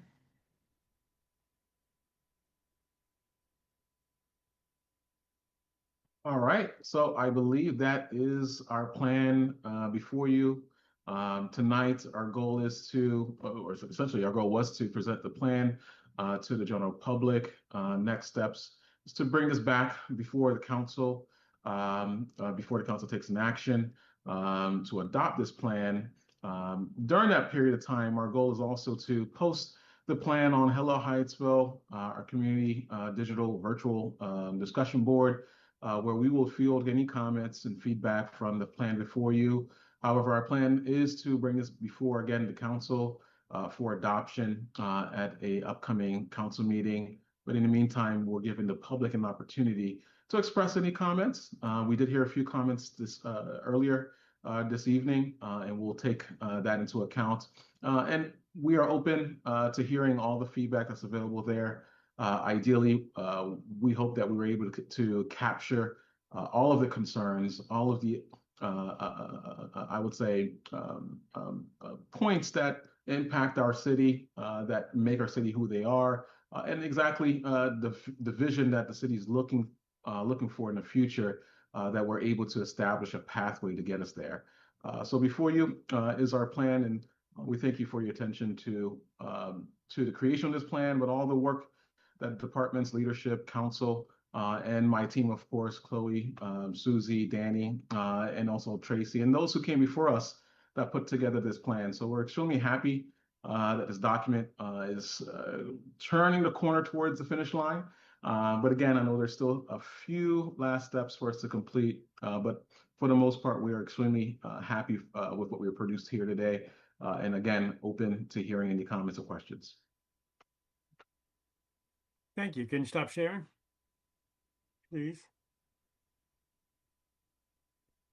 Mr. Solomon. No comments, no questions for now. I may send some later on via email, but I just wanted to say that this looks great.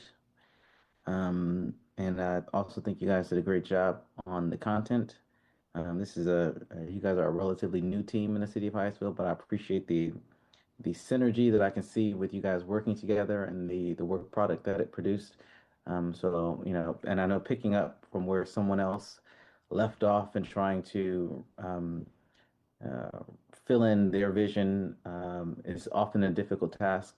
And this was something that started with Jim, but I think that, you know, you really managed it well, Jeff.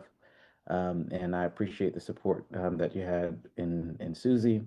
And as always, Dan and Chloe, you guys did an amazing job presenting and putting it together. So thank you all for the work that you did on this. And I look forward to passing it as soon as possible. By the way, Mr. Solomon, that is a comment.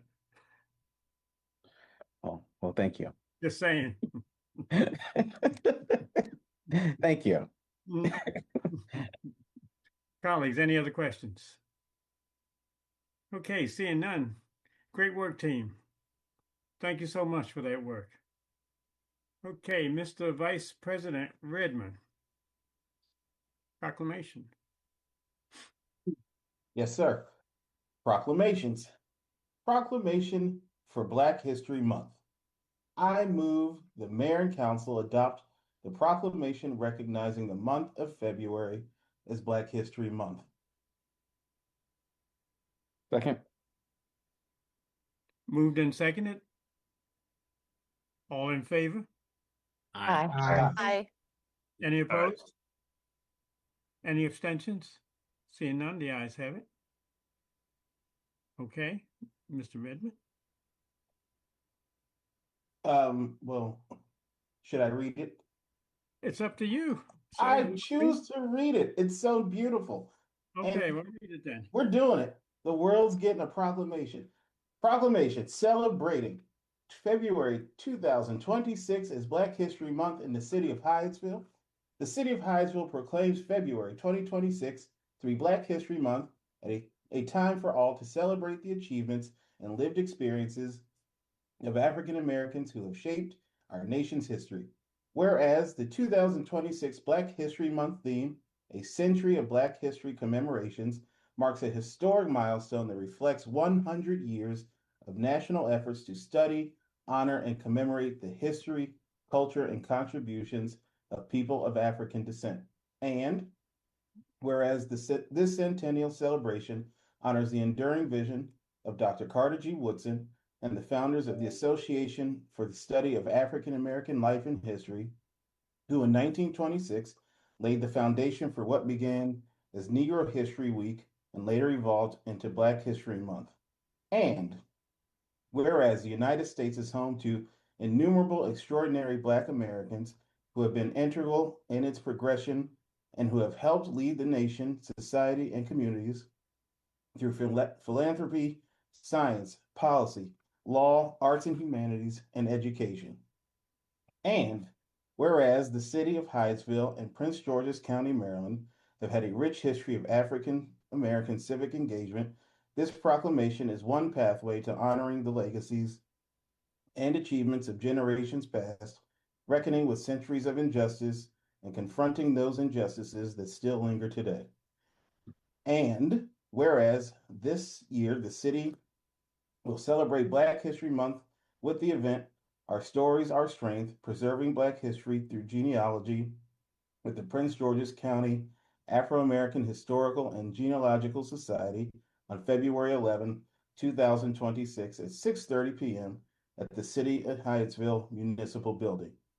Now, therefore, be it resolved that the City of Hyattsville recognizes February 2026 as Black History Month, honoring the ways African Americans have enriched the nation, strengthening our commitment to eliminating racial disparities and creating a sense of belonging for all community members. Thank you. Well, that was longer than I expected. We did it. I read it all Black History Month long. Okay. We did it. Appointments, there are none. Okay. Mr. President, consent items. Consent items. 9A, contract award on-call facilities maintenance. I move the mayor and council authorize the city administrator to enter into contracts with SFMS LLC and Unisource Services LLC for on-call maintenance of the city's facilities. The contracts will each be for 1 year with 4 optional renewal years for an amount not to exceed $60,000 per year pending legal review. 9B, change order, Tanco contract. No. That's been pulled. This is moved. Yeah. 9C, change order for lower Ward 1 resiliency projects. Tool, Pinoni, Ledic, SMC. I move the mayor and council authorize the city administrator to execute a change order to the Tool and Pinoni on-call transportation design and engineering contracts, and to the SMC and Low Impact Design Center on-call environmental and stormwater design and engineering contracts to extend the contracts' expiration dates to December 31st, 2026. Is there a second? Second. Moved and seconded. All in favor? Aye. Aye. Any opposed? Any abstentions? Seeing none, the ayes have it. Mr. President?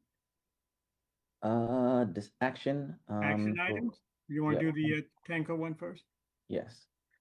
Change order Tanco contract. I move the mayor and council authorize the city administrator to issue a change order to the contract with Tanco Street Lighting LLC to extend the term of the contract to December 31st, 2026, and modify the scope of the contract to include research, review, and negotiation for the return of overpayments pending legal review.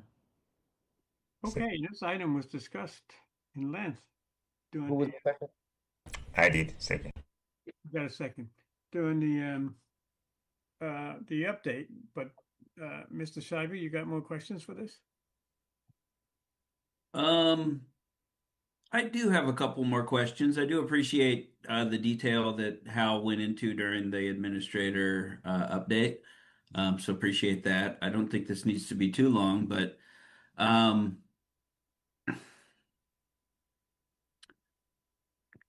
one of my questions is, I'd say, more general than specific to this. But the reason this is back before us is because we need to modify the contract. And one of the questions that I emailed earlier is asking for an extension. Is just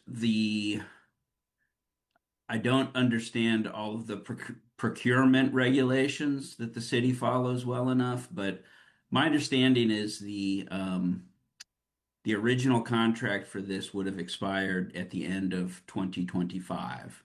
And what the city administration is seeking from the council is concurrence that we will extend that through the calendar year 2026. And want to understand, was there a lapse in the appropriation? Are we trying to catch up now to a contract that has lapsed, or is there capacity to extend it for a short period of time, but within a certain window, the council has to come back and extend the contract?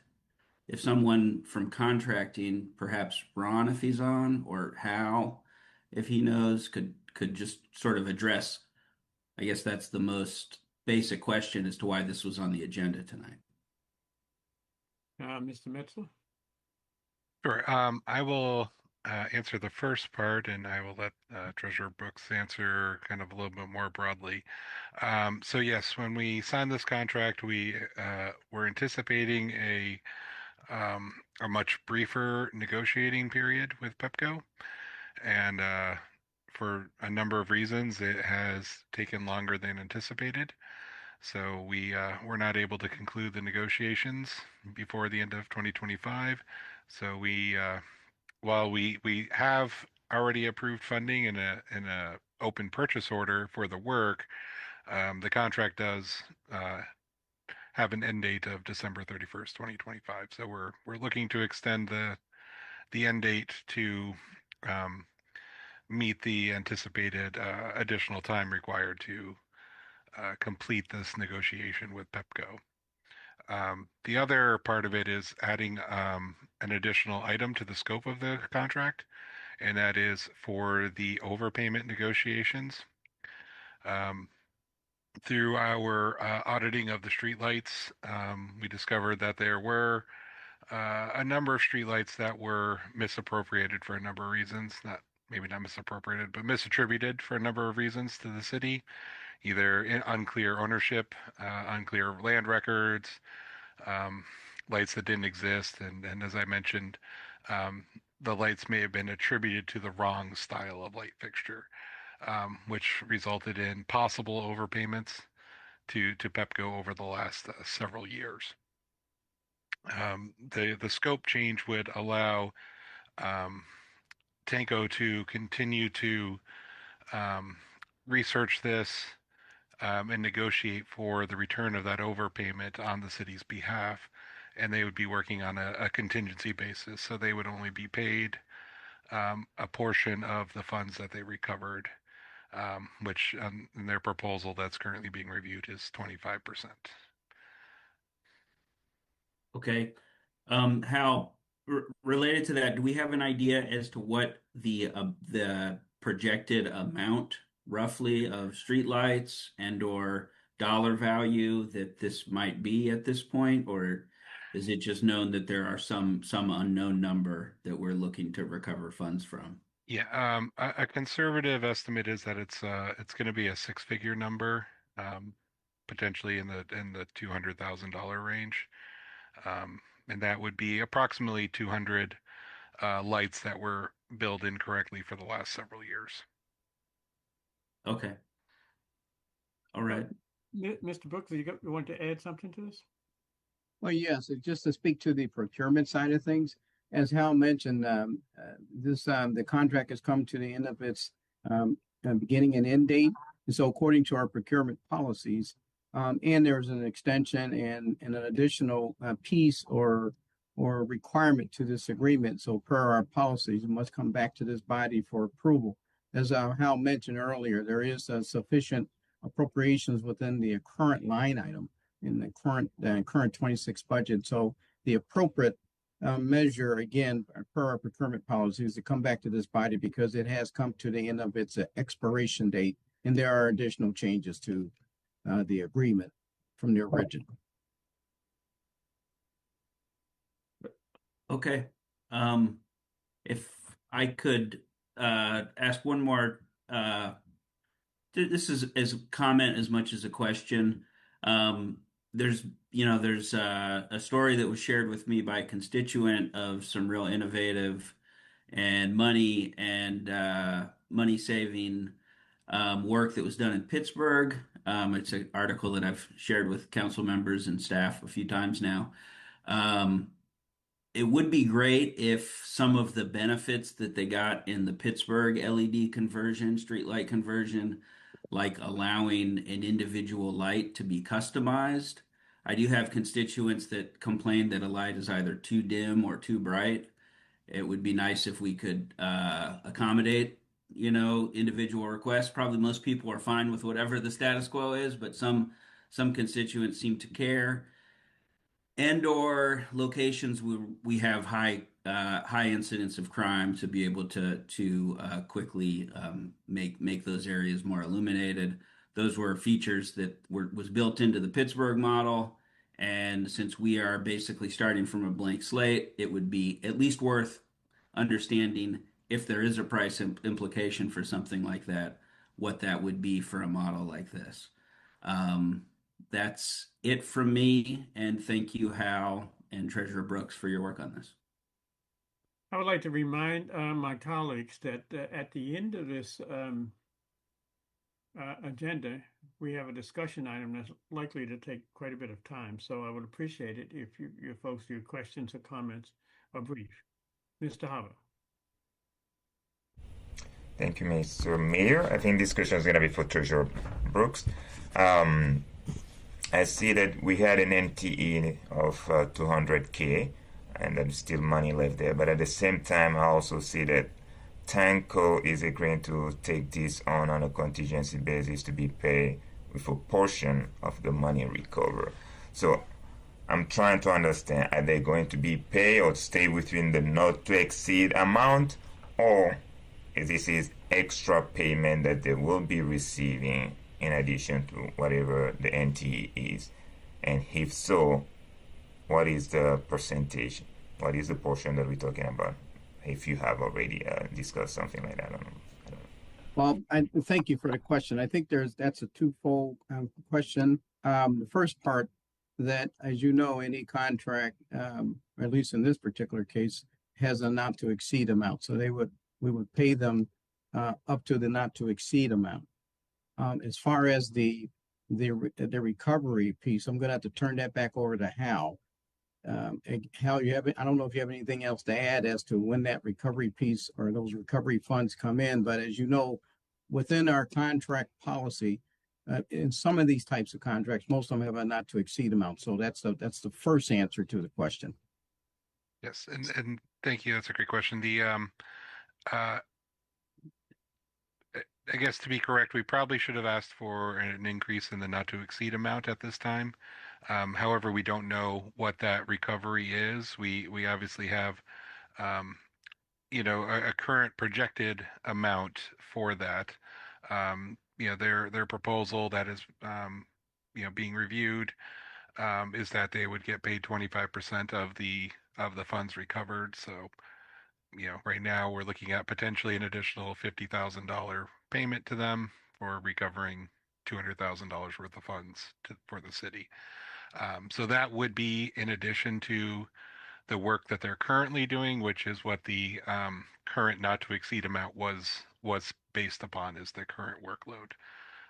So yes, that would probably need to be adjusted in the future when we had a better idea of what that not to exceed value would need to be changed to.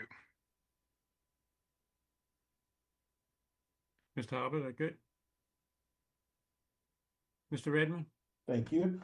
Very quickly, we cannot talk about streetlights and I not mention just when we get to the point of adding streetlights, there's some areas over in Ward 3 I would love to talk to you about, Mr. Metzler. Yes. That's all. I know you'll remember, but I still got to do it. Yes. So we will, and to kind of go back to Councilmember Shively's question.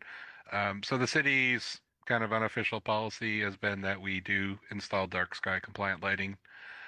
As part of Tanco services, they will be looking at the street lighting placement, the brightness of the lights, things like that. So during the design phase, they would look at those potential gaps, and we would obviously look to seek public input on where there might be additional gaps in the street lighting. So we look forward to looking at those areas and any others that residents may have as they come up with that new design.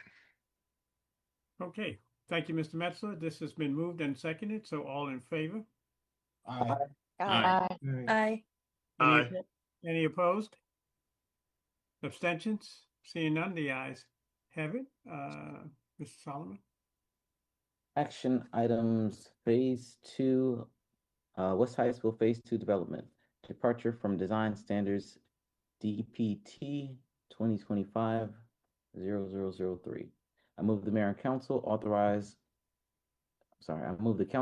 the mayor to submit for correspondence to the Maryland National Capital Park and Planning Commission regarding the detailed site plan titled West Hyattsville Phase 2, DSP 20053-02 and departure from design standards DPT 2025-0003. The correspondence shall convey the city's official position as outlined in the amended staff report dated February 2nd, 2026. Is there a second? Second. Okay,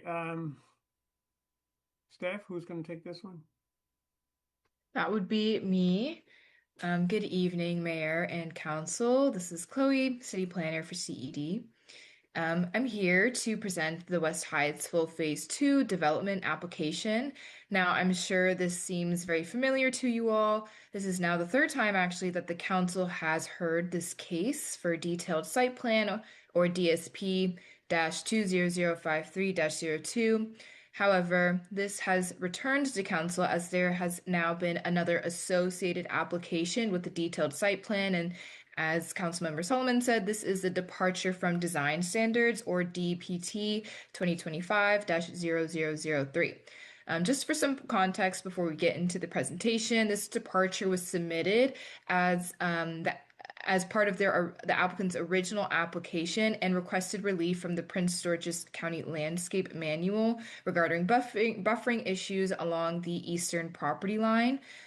This departure from design standards, this new piece of the application, received a disapproval from the Internal Review Committee at the Maryland National Capital Park and Planning.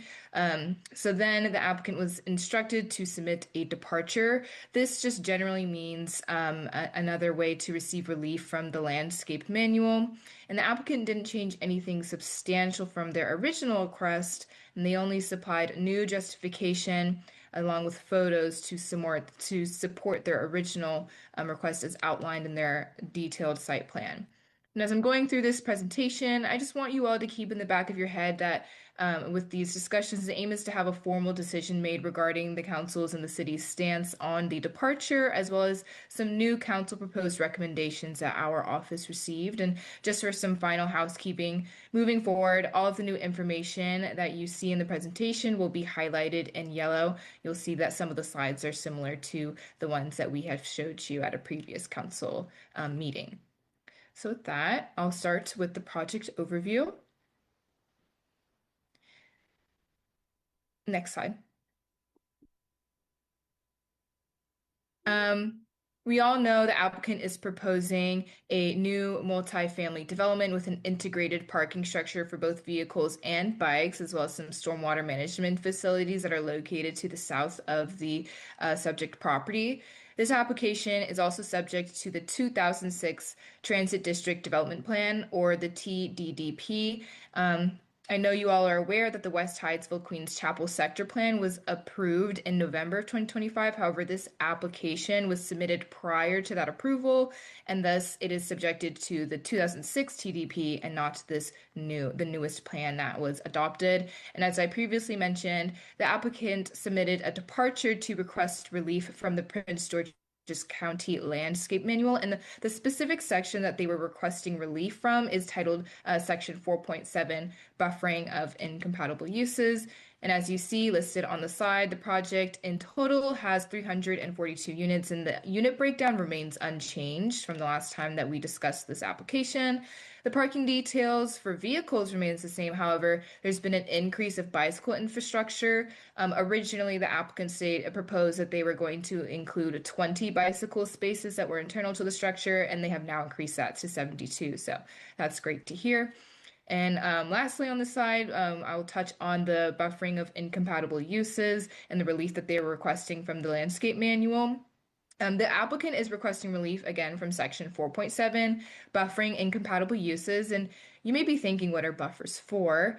In a planning sense, buffering of incompatible uses are installed to act as a visual and a physical separation between uses of a significantly different scale or intensity of development to mitigate undesirable impacts. So think noise, fumes. In this case, it's buffering from the industrial use of the metro stop to the residential living of the subject property. Now to get into what the applicant requested, both in their original application and in this new departure, the applicant proposed a 10 to 19 foot wide landscape yard along the eastern edge of the property. So again, that's the space that's closest to the metro that you see in the picture below. Usually a 40-foot landscape yard is required. However, the applicant stated that due to site constraints, the site is quite narrow, and to ensure that as many units can be built to serve the community, that meeting this 40-foot setback was not feasible. It's also worth noting that a similar buffer yard that's proposed in this application was actually installed at what is now Sovereign, and that's due to other site constraints such as the floodplain issues and the fact that the boundary of the property was actually determined when WMATA was giving the land to the applicant, and ensured that the property line was going to be set back sufficiently enough from the metro stop in and of itself at the property line. Secondly, the applicant also proposes a total of 331 planting units, and that number is specifically located within the buffering yard that is directly abutting the property line and faces the metro. So this is not the entire site, it's just that strip of land. Where 904 units are usually required. Again, the applicant states that site constraints, in this case, really a lack of open space, as well as the space that is being open, being located in the floodplain, significantly limits the ability of planting the necessary units on site. And to reiterate, this information I'm delivering now is no different than what was requested in their original application. Really only the avenue in which they are requesting relief has changed, and that is represented in this departure, and they were requested to demonstrate undue hardship in their new request and justification. Next slide. So now we'll see this staff analysis and modifications slide. This is the same slide that was shown to you in the last council meeting on December 15th, but I just have it here as a reminder of the recommendations that were formulated and thus delivered to the county to be included in their staff report that will be ultimately delivered to Planning Board. Really, the main comment here that we should all take a closer look at is the opposition to the lack of retail in the development. Again, this comment still stands and was delivered to the county, where they have included that in their staff report. And it seems to us, as least as it's represented in the staff report, that the county MNC PPC holds that same position as well. Next slide. We have this slide as staff analysis and recommendations. Again, these are the same recommendations that were shown and approved at the last council meeting. And as a reminder, there were conversations about the inclusion of an additional traffic impact analysis, and there were conversations around parking and general connectivity to the site, as well separately as increased placemaking in the area to ensure that the retail that is being recommended by the city is substantiated by placemaking and ensuring that the space that people are utilizing is beautified to incentivize people to come and spend time in this place. Next slide. Now, you see this is highlighted yellow, so this is new information that our office has received. Our office received new recommendations from one of our council members regarding aspects of this development project that is actually associated with other applications for projects that are in the direct vicinity of this new proposed multifamily building. This is largely known as the riverfront community. And just to quickly refresh everyone, the planning process for a large-scale development that incorporates several different aspects is usually split into different phases, requiring lots of applications and approvals. Some are for infrastructure and some are for the actual architecture of a building. So there are several preceding applications that are either associated with or related directly to the detailed site plan and the departure from design standards that we're currently reviewing. With that disclaimer, I'll go ahead and review the new proposed recommendations that the council member has disseminated to us. The first recommendation really emphasizes that the newly adopted West Hyattsville Queens Chapel Sector Plan should be utilized as a guiding document for this development project to engender an economically prosperous and transit-oriented development. And again, as I mentioned previously, this subject property is technically subjected to the 2006 Transit District Development Plan, or TDDP, and not this aforementioned plan in this recommendation. However, this newly adopted plan highlights the prioritization of contemporary planning initiatives that can be pursued and act as a guideline, as I stated, in this new development. Secondly, the next recommendation encourages the applicant to seek alternatives to the pay-to-park system within the garage for the residents of the multi-family building to mitigate parking impacts in the riverfront townhouse community. So ensuring that there are other incentives put in place to mitigate the high volume of people that are potentially going to be parking in this area. The third recommendation is technically not encapsulated in this application that we're discussing today. Rather, a previous application that incorporated the subject property did provide a condition for ADA compliant sidewalks that could be used as a pretense for the following recommendations. So that would be outlined in the underlying application called the Preliminary Plan of Subdivision that delineated aspects for infrastructure and subdivision for which the land that the subject property is located on.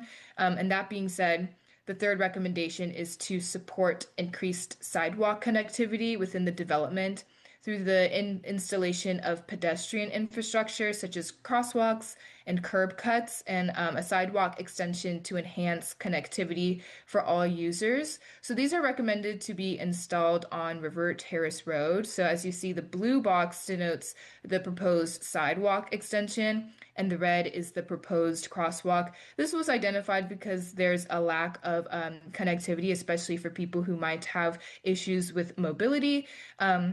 There's a curb cut on one side where you see on the most southernmost side of that red box, but there's no associated curb cut, which really restricts the movement of people. And with this recommendation as well, it's important to highlight that because this is a transit district overlay zone, multimodal transportation is imperative of all of the applications that are associated with it.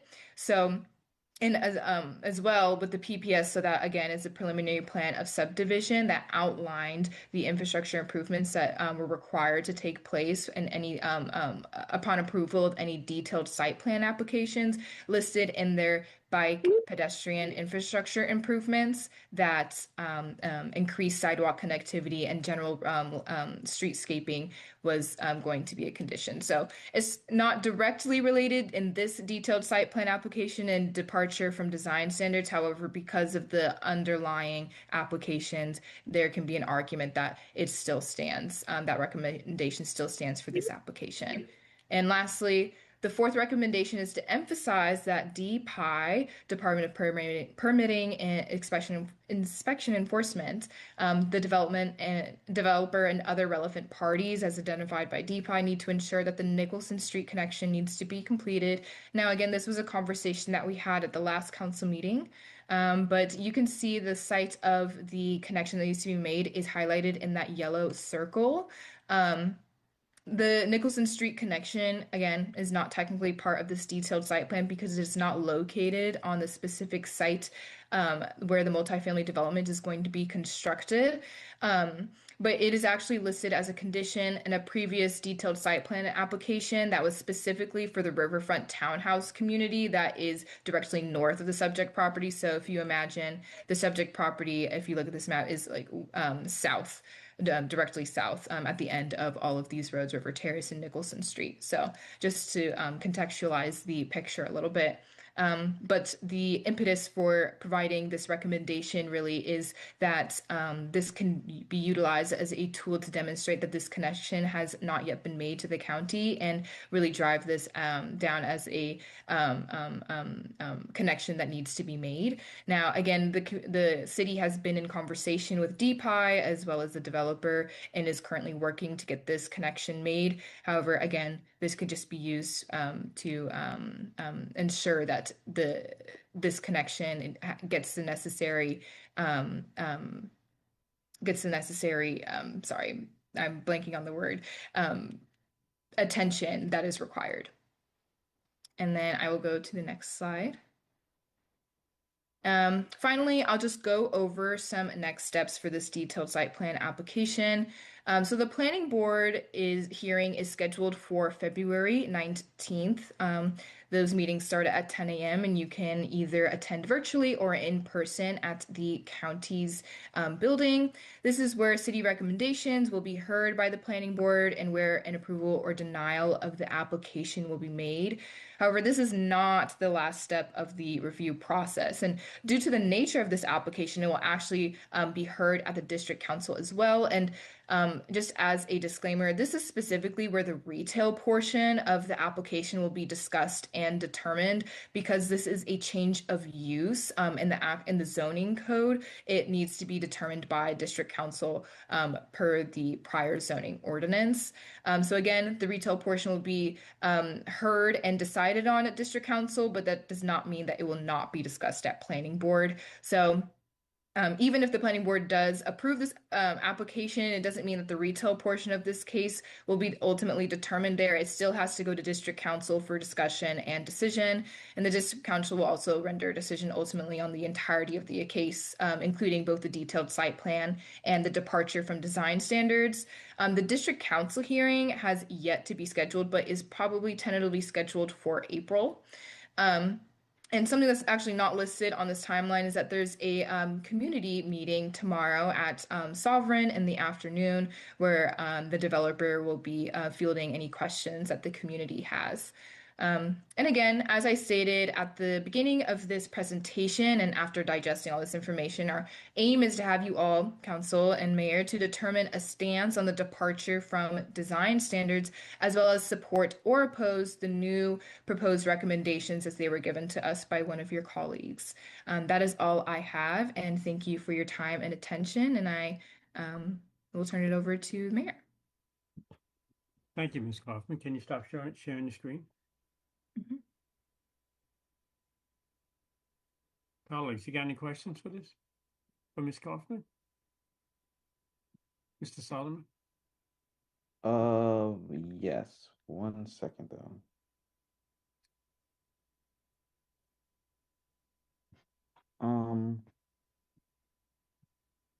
I was trying to. Okay, I'm just gonna ask you, Jeff.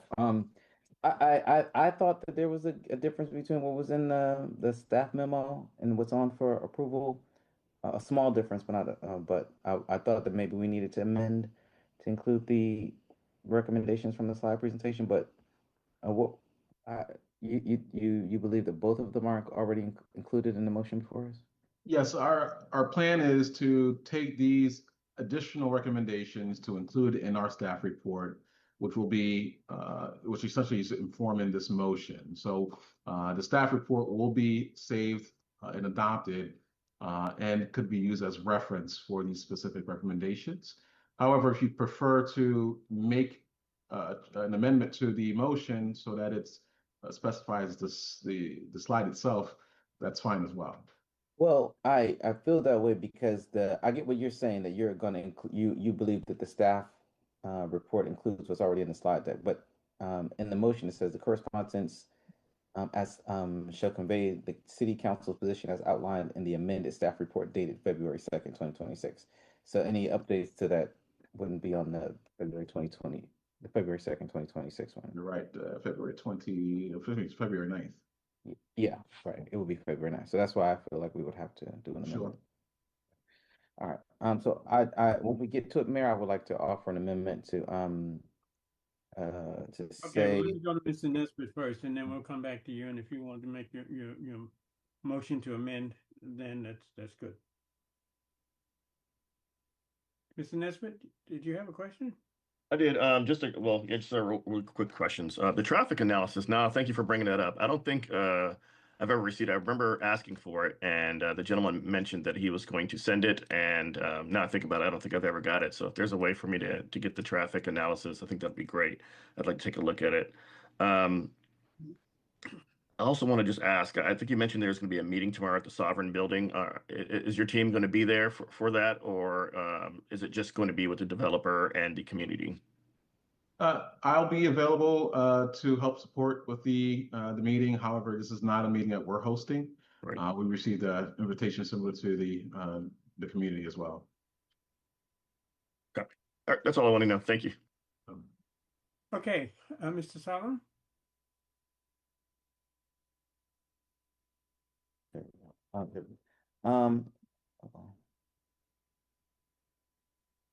I would like to offer an amendment as soon as I can get the motion that just disappeared back up. Okay. An amendment to say that the correspondent shall convey the city's official position as outlined in the amended staff report dated February 2nd, 2026, and the slide presentation provided on February 9th, 2026. Do you have a second for that? Second. Okay, it's been moved and seconded. For colleagues, for the amended language, all in favor?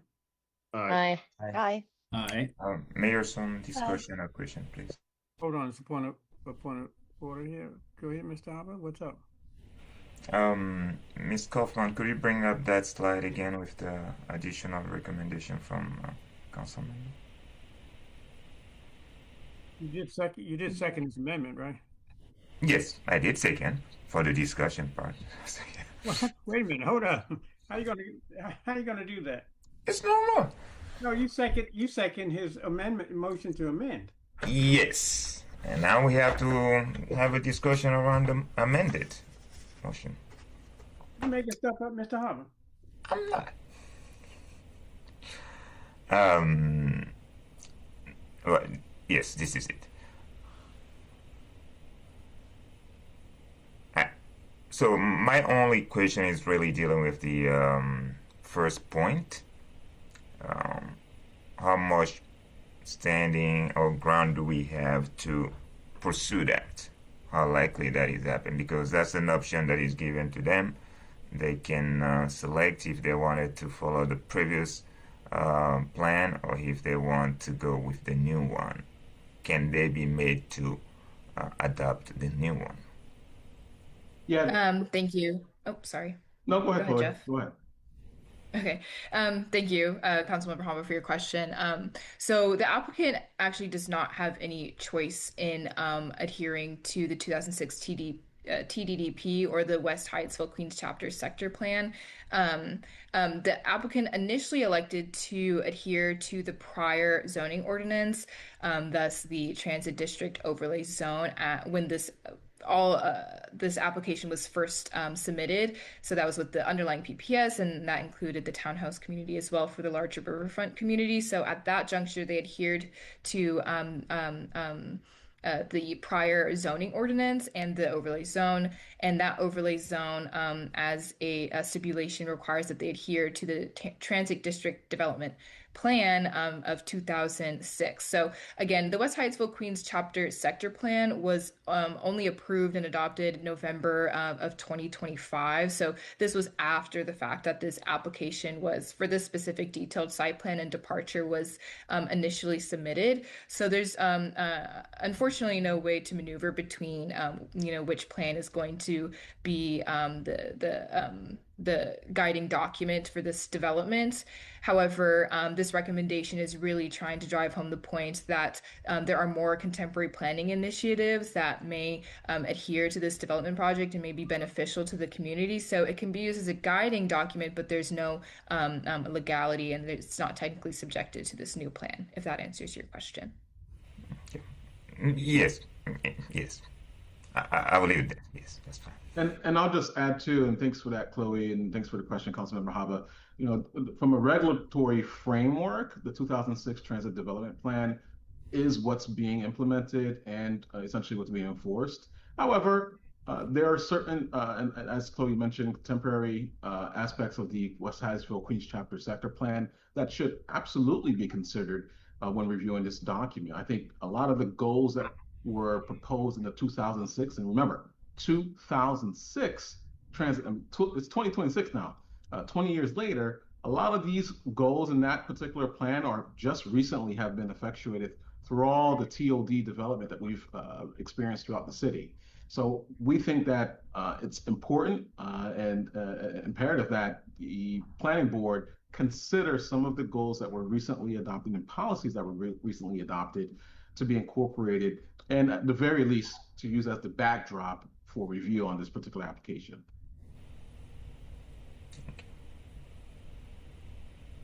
Mr. Harbor, is that all right with you? Yep, I'm good. Mr. Solomon, did you want to add anything? I mean, it's your motion here. I did want to add that we're looking at the planning board with that one also, but also pass the planning board to the district council. So I think that there's a two-part answer to this. There is the administrative process, but then there's also the political process that people have to vote on this, and we have to express to our representatives what our perspective is on what we should be considering when they take that vote. Okay, Ms. Kaufman, can you put the screen down, please? Okay, there's an amendment on the table. It's been moved and seconded. All in favor? Aye. Aye. Aye. Aye. Aye. Any opposed? Any abstentions? Okay, all in favor of the amended motion, please say aye. Aye. Aye. Aye. Aye. Okay, the ayes have it. Mr. Solomon. Oh, we got a discussion item. That's where we are now, right? Yes, retirement health benefits. Okay, who's going to take this one? Mayor, I will start us off. I just wanted to I'm pulling up his slides. Yes, so I'll start us off. So we actually continue. The city of Hyattsville really offers what we consider to be one of the most generous benefits, which we definitely believe speaks volumes about how we feel about our staff, the work that they do, and the contributions they made. So we understand that, and so we worked really hard to try to figure out how we can continue to take care of them, but our staff, current and former. But unfortunately, the rapidly rising healthcare costs and the need to increase our staffing levels to support a growing community has led us to consider some options to just restructure our retiree health benefits to better control our operating budget in the future and the mid and long-term liabilities. So that's part of the reason that we're bringing this forward. Both Ron and Jay, our HR director and treasurer, have been benchmarking against other municipalities and evaluating options. So I'll just turn it over to Jay to talk about some of those. But again, this is really just a way to control short, mid, and long-term costs going forward, while still caring for our staff. Good evening, Mayor and Council. As Tracy said, we will be talking and presenting proposed changes to our retiree health benefits program. This topic requires both fiscal responsibility and sensitivity that needs to have those who have served our community mind. I want to begin by acknowledging the valuable contributions of our retirees who built the foundation of the city we deliver today. Their years of service to Hyattsville deserve recognition and respect. The health benefits we provide represent our ongoing commitment to those who served our city well, and that commitment remains strong as we adapt to fiscal realities. Since 2010, we've experienced tremendous growth. As such, we've needed to increase our staff. We've grown from approximately 75 employees in 2010 to 165 employees today, more than doubling our workforce to meet the expanding needs and services to support our community. This growth is a testament to Hyattsville's desirability It also means that some financial obligations created by our generous benefits programs have grown exponentially. The cost of our retiree health program has increased from $181,000 in 2010 to $384,000 in 2025. Under our current structure, we're facing increased long-term liabilities that require us to act with proactive prudence. So with that, I will go into what our proposal is. So our current status, this has been updated. We've just received our most recent invoice that reflects 2026 rates. We are one of a few Maryland cities offering retiree health benefits. We currently have 42 retirees and 25 dependents enrolled. The average cost is approximately $384,000. The city pays premiums for retirees only is a change. Dependent eligible retiree expenses would be paid at 100%. And grandfathering in retirees who are 65 and older, and that would include their dependents. I believe we have 21 retirees who are both 65 and older. And we're able to do that because we are only charged half of the total premium for retirees who are 65 and older, because this plan acts as a secondary. And we no longer serve the prescription plan. The state of Maryland, under their guidelines, retirees who are 65 and older have to enroll in Medicare Part D. So we are no longer charged for that service. So most Maryland municipalities do not offer retiree health benefits. Among those who do, retirees typically pay 100% or higher premiums. Hyattsville's commitment to cost sharing remains above peer standards. So our current enrollment breakdown and cost. We currently have 42 retirees and 25 dependents. So, and this gives the different coverage types from those who elect medical only. They may elect dental or prescription, and retiree and spouse or retiree and dependents.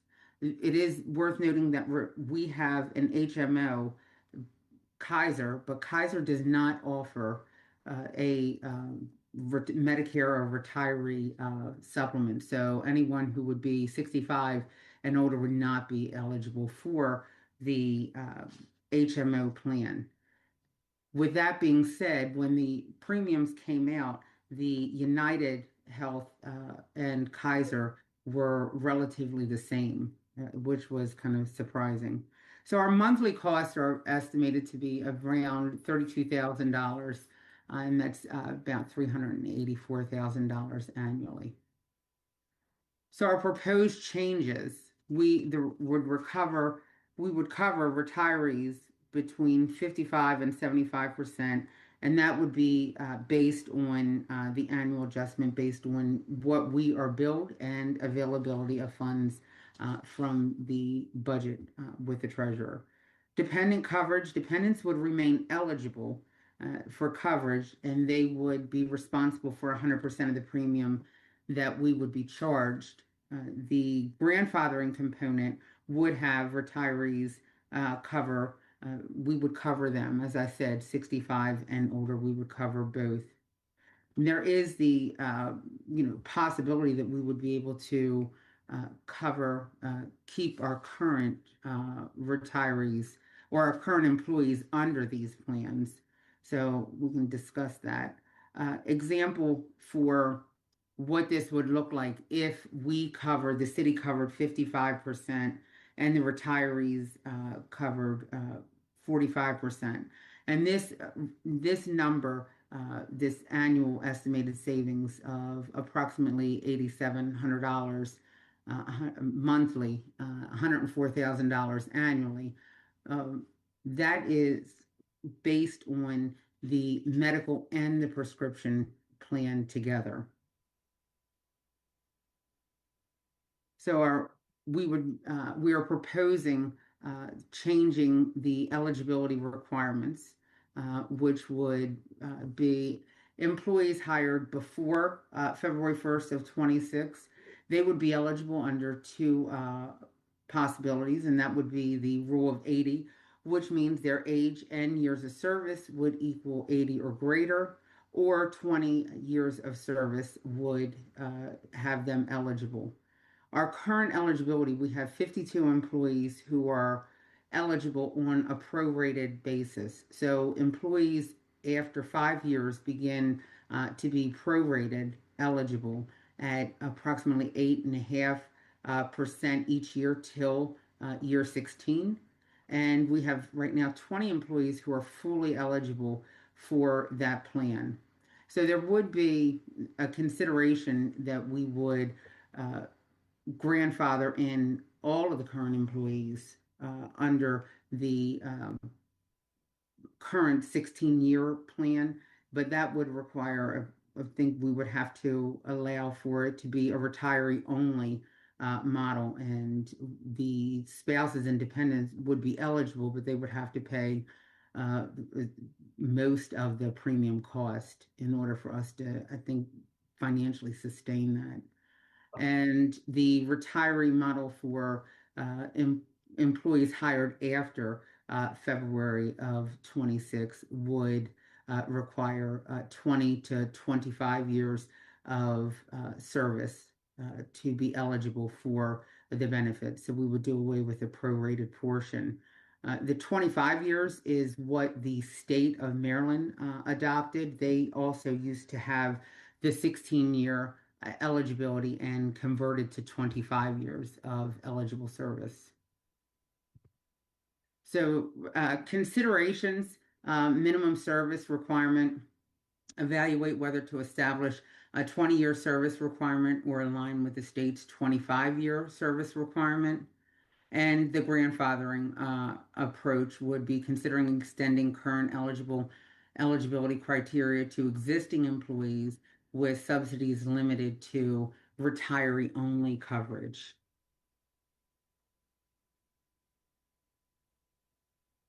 That second one meaning 16 years. Yes. Current eligibility criteria at 16 years. Yes. Instead of the 20. So these are the proposals that we have to amend the current retiree plan, and I am happy to take questions along with Treasurer Brooks and City Administrator Douglas. Can you stop sharing your screen, please? Sure.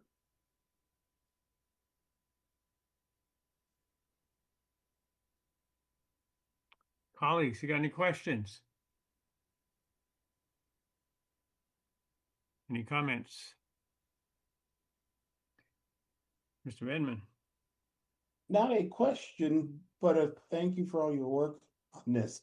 I know it's been, you've been at this for at least a year, because we talked about it, I think, last budget cycle, identifying the need. I know Councilmember Shibley also has been kind of raising, hey, we should probably look at this. So credit goes for that. So thank you for this presentation.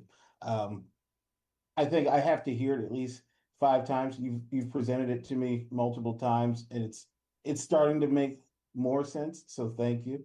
But it makes sense. I think one of the things we've seen from residents or just members of the community who care about our staff and want to make sure that they're being cared for, properly, is this sense that we are taking something away. But I think, this is a fair and reasonable way to go about right-sizing our benefits package for sustainability so that everybody is taken care of. So thank you again. Thank you. I appreciate it. Working with a collaborative effort with the Finance Department, HR, and of course the City Administrator. Thank you so much for your presentation. Thank you. So now, oh, wait a minute, there are a couple more questions. I'm sorry. Mr. Barnes. Yeah, just really quick one. I also want to follow the Council Vice President's lead and say thank you for the presentation, Jay. That was helpful. We did hear from a couple of residents today expressing some concern with these changes. And I want to try to, in the interest of time, try to summarize at least one perspective, which is, when people, take these jobs working for the city, not only is it salary consideration, but also the health benefits were part and parcel of that agreement.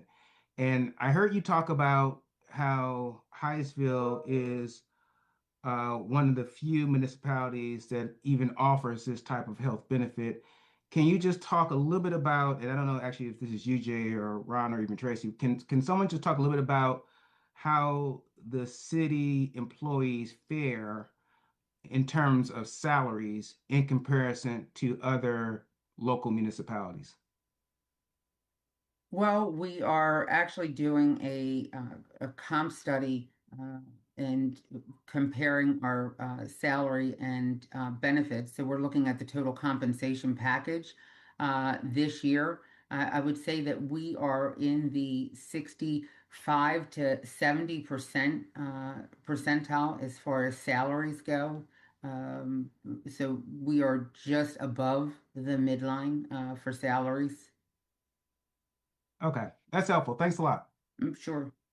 And we have to, we are also considering, as we're looking at benefits, one of the benefits that is on the horizon is Maryland Family Medical Leave, which is scheduled to begin deductions in January of 27. And that is going to be a consideration that we are looking at what we are going to be contributing on our part. And that is a mandatory program that we will have to participate in, and that will allow for employees to have greater access to paid family medical leave. And remember, we're one of the few cities that offers that now. So that is a benefit that we provide. But when the state FMLI program comes up on board, we won't have an option. We'll have to pay into it. So that is going to be an increase in our expenses, in our premiums and our expenses that we need to pay to the state. And I think the date is January, correct, Jay? Yes, right now it's scheduled to begin January of 27, and employees are going to have to pay into that for an entire year before they wouldn't be eligible to utilize the benefit until January of 28 as it stands right now.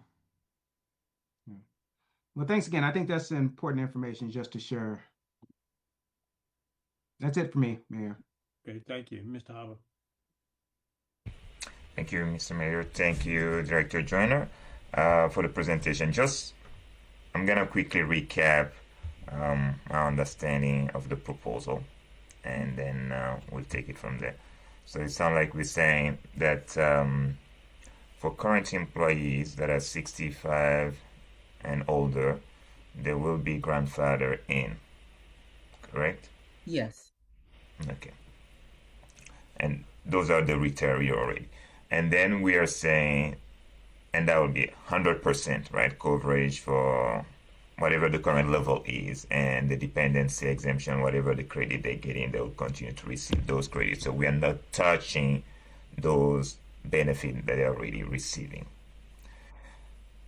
Correct. For the retirees who are 65 and older. And older.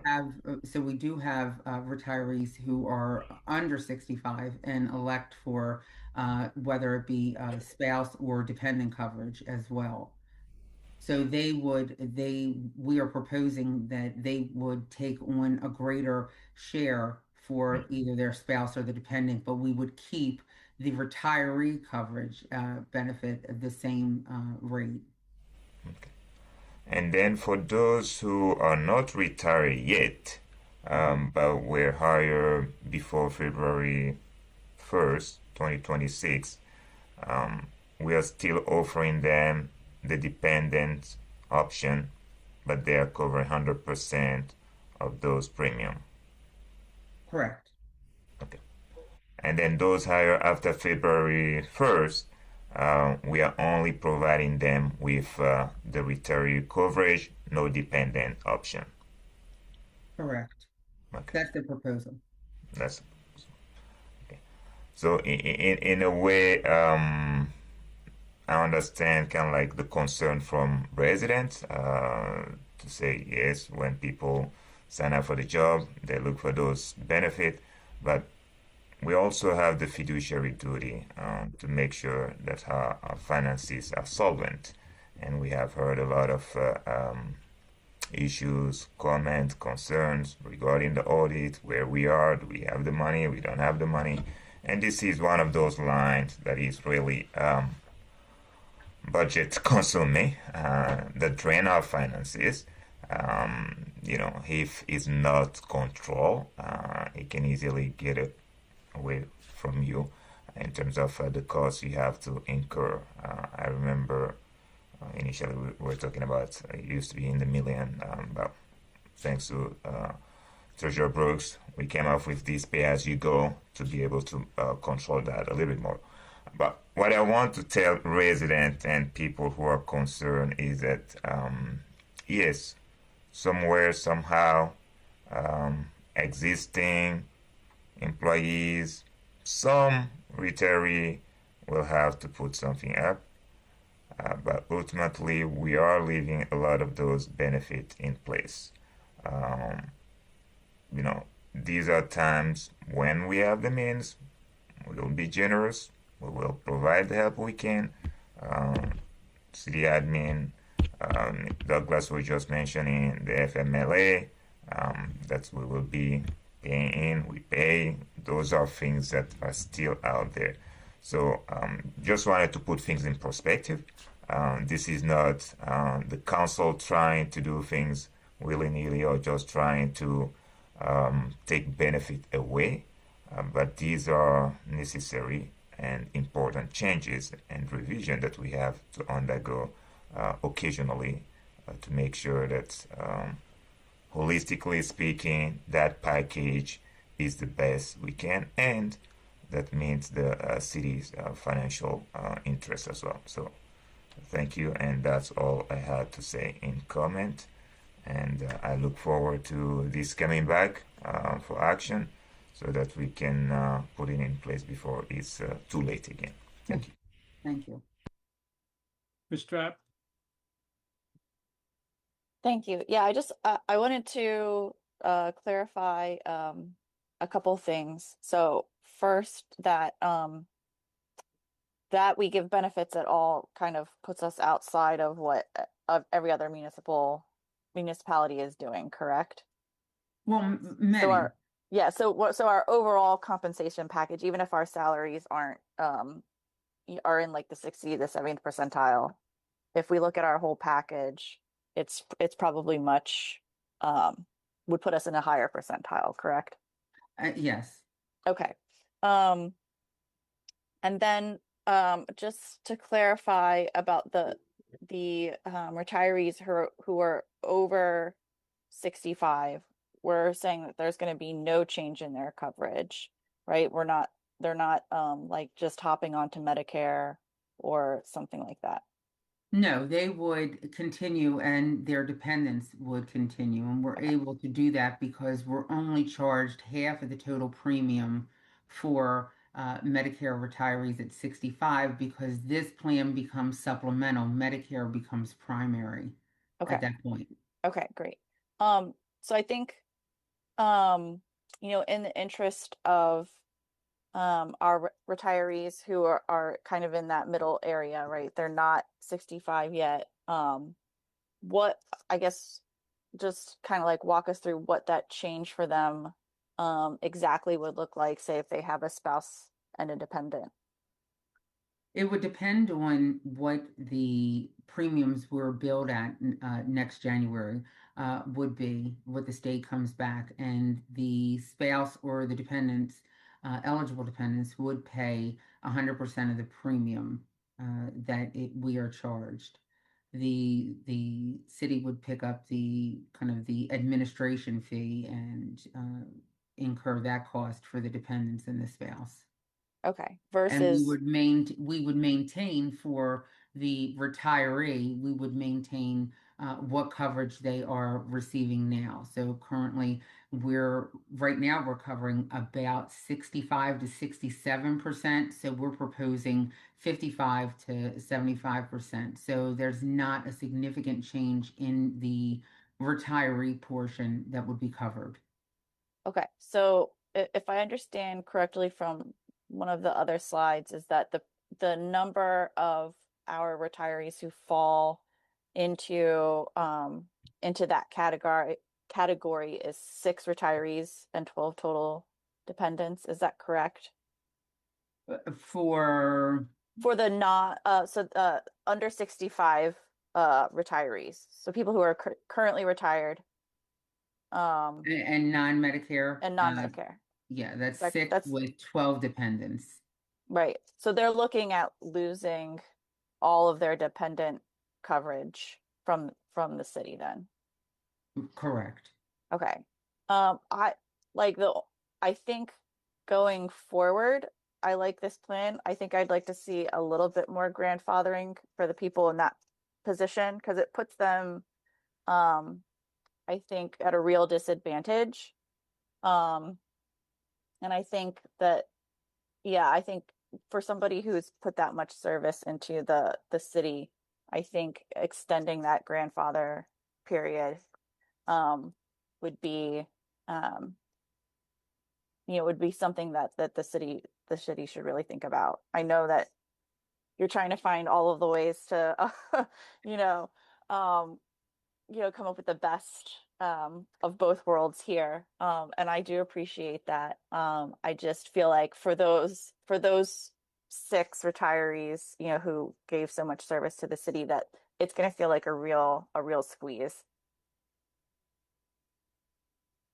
I don't disagree, and it's a matter of if you line this up and say, okay, we're going to we're going to extend the grandfathering for this, and whether it's we don't cover 100%, but we say, okay, we're going to, they would have to pay for 75% or something to where there's some type of compromise. It's what that balance is and what that looks like so that it makes financial sense as well as honoring. And that's been, I think, the biggest, driver here is to make sure that we're honoring and respecting the commitment to the retirees. Yeah, I mean, I'm happy that it's you who's doing the lion's share of this work and not me. Because yeah, you're in a really hard position, and the council's going to have to to make a decision. But I would love to have a conversation to see if we can come up with some sort of middle ground for that section of our employees and retirees. Sure. Okay, we are very close to the 10 o'clock hour, folks. Just want to let everybody know that. Okay, Ms. Wozak, last but not least. Thanks. So I think that I'd be comfortable updating our retirement benefit structure for city employees who join at a future date. But I am not comfortable doing so for those who have already retired from the city or for city employees who are existing with us now. And I would like to find a way to honor the retiree health benefits package that was included in an employee's job offer or a retiree's job offer when they said yes to joining the city. And that's because, as we've been talking about during this agenda item, the city is built on the people. The people are the ones who serve the people of Hyattsville. So I guess I'm suggesting a tiered retiree health benefit structure. And I know Councilmember Straub was just talking about the same type of thing. I know that it can be really hard and very complex for HR teams to manage multiple retirement programs at once. At the same time, I know a lot of public agencies are doing just that so that they can honor the retirement system that was in place at the time the employee joined the workforce. So I do want to know what that looks like what I'm suggesting. So to understand the ramifications of that, I would like to see a way that we look at our attrition rates, because I know that currently we have a bunch of folks who are about to become retirement eligible. And I would like to kind of take into account that some of these folks will not actually stay here until they retire. So like an actuarial accounting for attrition. In other words, a cost analysis for the out years that is adjusted for the standard rate of attrition. And, I'd like to see, again, the grandfathering retirees into their retirement plans, regardless of their age, grandfathering all of the current city staff into their existing levels of retiree benefits, and accounting for the expected attrition rate based on past attrition rate, and then moving new hires to a different retiree health benefits plan. And I don't know what the best practice is in this way, but if we could use like the past 10 years or 20 years worth of attrition rates and then base our assumption going forward on that period of time, I would just like to kind of understand how that would impact our ability to afford these benefits for our employees. Because we know that healthcare costs are escalating quite a bit, and I want to make sure that we don't destabilize our employees or our retirees. So does that make sense what I'm asking for? Sure. It's something that I will have to get with Treasurer Brooks, and I know that we are kind of working on that, but that's going to take a little bit of time to get that prospectus together. So, if you allow me to maybe even add a little bit to that, and thank you, Jay, and Councilmember Wyzak, I appreciate the questions and the request for those additional analytical benchmarks. It will take some time to really pull together that type of information. I basically work with the city's actuary for all of the numbers, particularly when it relates to the OPEB liability. As you know, that it's always noted in our long-term liabilities. This is how this issue really came up, thanks to Councilman Shipley a long time ago. But those various analytical analysis is going to take some time because it's a lot. And I can't do that, quite frankly, without working with the actuary. And so I've taken your note and taken all of that into consideration. I will work with them. I can't say I can have that for you in a week. I don't think that would be fair for at least the actuarial team and myself to pull that together. But we will try to do some type of analysis based on some of those variables that you put out there. So I will say this, hopefully in closing, I can tell you that with the most recent OPEB report that represents fiscal year ending 24 and 25, we will be showing a reduction in that liability.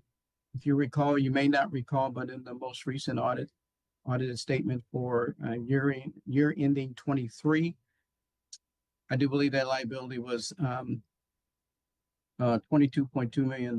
I can tell you right now, based on the current report, that liability will have for 24 is going to come down about $200,000, and I do believe for 25, probably another $1.7 million. That reduction is basically due to a reduction in the demographic experience of our entire plan, and and a reduction in the per capita cost in our entire plan. Now, these proposed changes for retiree benefits going forward, as Jay noted in the handout, if approved by this body, wouldn't go into effect until January 27. Correct, Jay? Yes. And now, that will impact the liability long term, but you will not see that until the 2028 OPEB report. So I just wanted to make you aware of that. Mm-hmm. Okay, thank you to both of you. I mean, I think and hope that the analysis could help us estimate or at least guesstimate how many employees are likely to leave the city of Hyattsville before they ever become eligible for retiree health benefits. And I just like to see how much that could reduce our long-term liability projections and see if we can afford to keep folks at the levels that we promised them. So thank you very much. Very good. Thank you. Okay, Mr. Shabbat, you're going to be the last one on this discussion. Thank you, Mayor Crosland. I know this is a discussion item here tonight, and we've discussed it a few previous times too. Is there a sense, and I know you've gotten various feedback from council members, is there a sense as to when this would come back before the council at this point? Is this something we're looking to make in time to be incorporated as something that would be part of our FY27 budget? Well, if we were going to do something, what our hope is that we would be able to have something factual to present to everyone and give them enough notice, so 10 months or so notice. Also, I want to add that this has been a pain point for a lot of retirees and current employees because we have been discussing this for some time, and I think that there's a lot of uncertainty with the retirees and current employees, and I think if we can just bring some type of resolution, whatever that's going to be, to them, so that everyone can have some peace of mind. But that's a component where I really, want that, especially for the retirees, not to have to stress about healthcare because it is such a huge cost. Well, I know we're asking for a lot of work for you folks to do. I mean, I think the question is, do you have any idea when we'll see it again in the future? So our hope is that we'll bring it back in the March meeting. But we have some questions to answer, as you heard tonight, and some numbers that we need to crunch. So we'll get to work on that, and then it is our hope that we bring it back in our March meeting, or at least before April. Okay. Thank you so much for that. Great discussion. Thank you. Okay, we're down to council dialogue finally. So council members, you have something you want to say to the public or to staff? This is your time. Use the raise hands feature, please. Mr. Nesbitt. Hello, good evening, everyone. Just wanted to address the staff and really fellow council members. Just want to say thank you for the great dialogue, and I want to say thank you to the staff really for the support during the snow. I know it was not easy. I know we just got done talking about retiree benefits, but I did want to say that these are the times that we probably have to think through because there are some staff members that have went above and beyond. So as we're making decisions, let's kind of think about those hard times as well. So yeah, that's just one thing I want to say.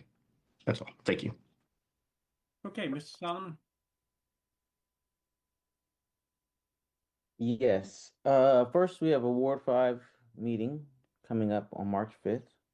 So we're a little less than a month out, but just want to put it out there. Yeah, we'll have another meeting before then, so I'll have a chance to put it out there again. Second thing I want to do is say thank you to DPW for the fantastic work that you did during this massive snow operation. I appreciate also that somebody asked you to join this meeting tonight and stay up another night. And you chose to do so because I wouldn't have been able to, but I appreciate that you were here. And also, for your responses to the many requests that residents sent, the council members sent. I want the community to know that you were well represented by your council members in taking pictures, forwarding concerns. So everybody had a role to play in all of this, and I'm just, I think we came together as a team, and yeah, it looks like we'll have better weather in the week to come, and I'm appreciative. So thank you. All right. Anyone else have a comment to make? Yes, I will take it. I third that appreciation for the DPW and the entire city staff. By all means, I think everybody did their part. So thank you all for the work. And I do encourage residents out there and business owners out there that have not cleared their sidewalk yet to do that. Be proactive about it. You don't want to get that citation and then blame city staff or call us to complain. So please, I encourage everybody, if you have the strength and the energy, you are not a senior resident or somebody that has some capacity issues, please go out, clear your sidewalk. It'll make the community safer for everyone. The second thing I wanted to say is that we're about to start Lent, I think, sometime next week for everyone, Muslim community, the Christian community. So happy Lent to everyone, and I hope all of our fasting will be well received, and our prayers will also be received. So thank you, everyone, and stay safe. Okay. Thank you for that, Mr. Howard. And I want to thank the staff as well for the amazing work that you do day in and day out. And I want to say happy birthday to all you folks who have birthdays in this month. Can I get a motion to adjourn? So moved. Second. Everybody's interested in. Third. Danny's trying to get to Spain real fast. All in favor? Aye. Ayes have it. Good night, everybody. Night. Good night. Good night.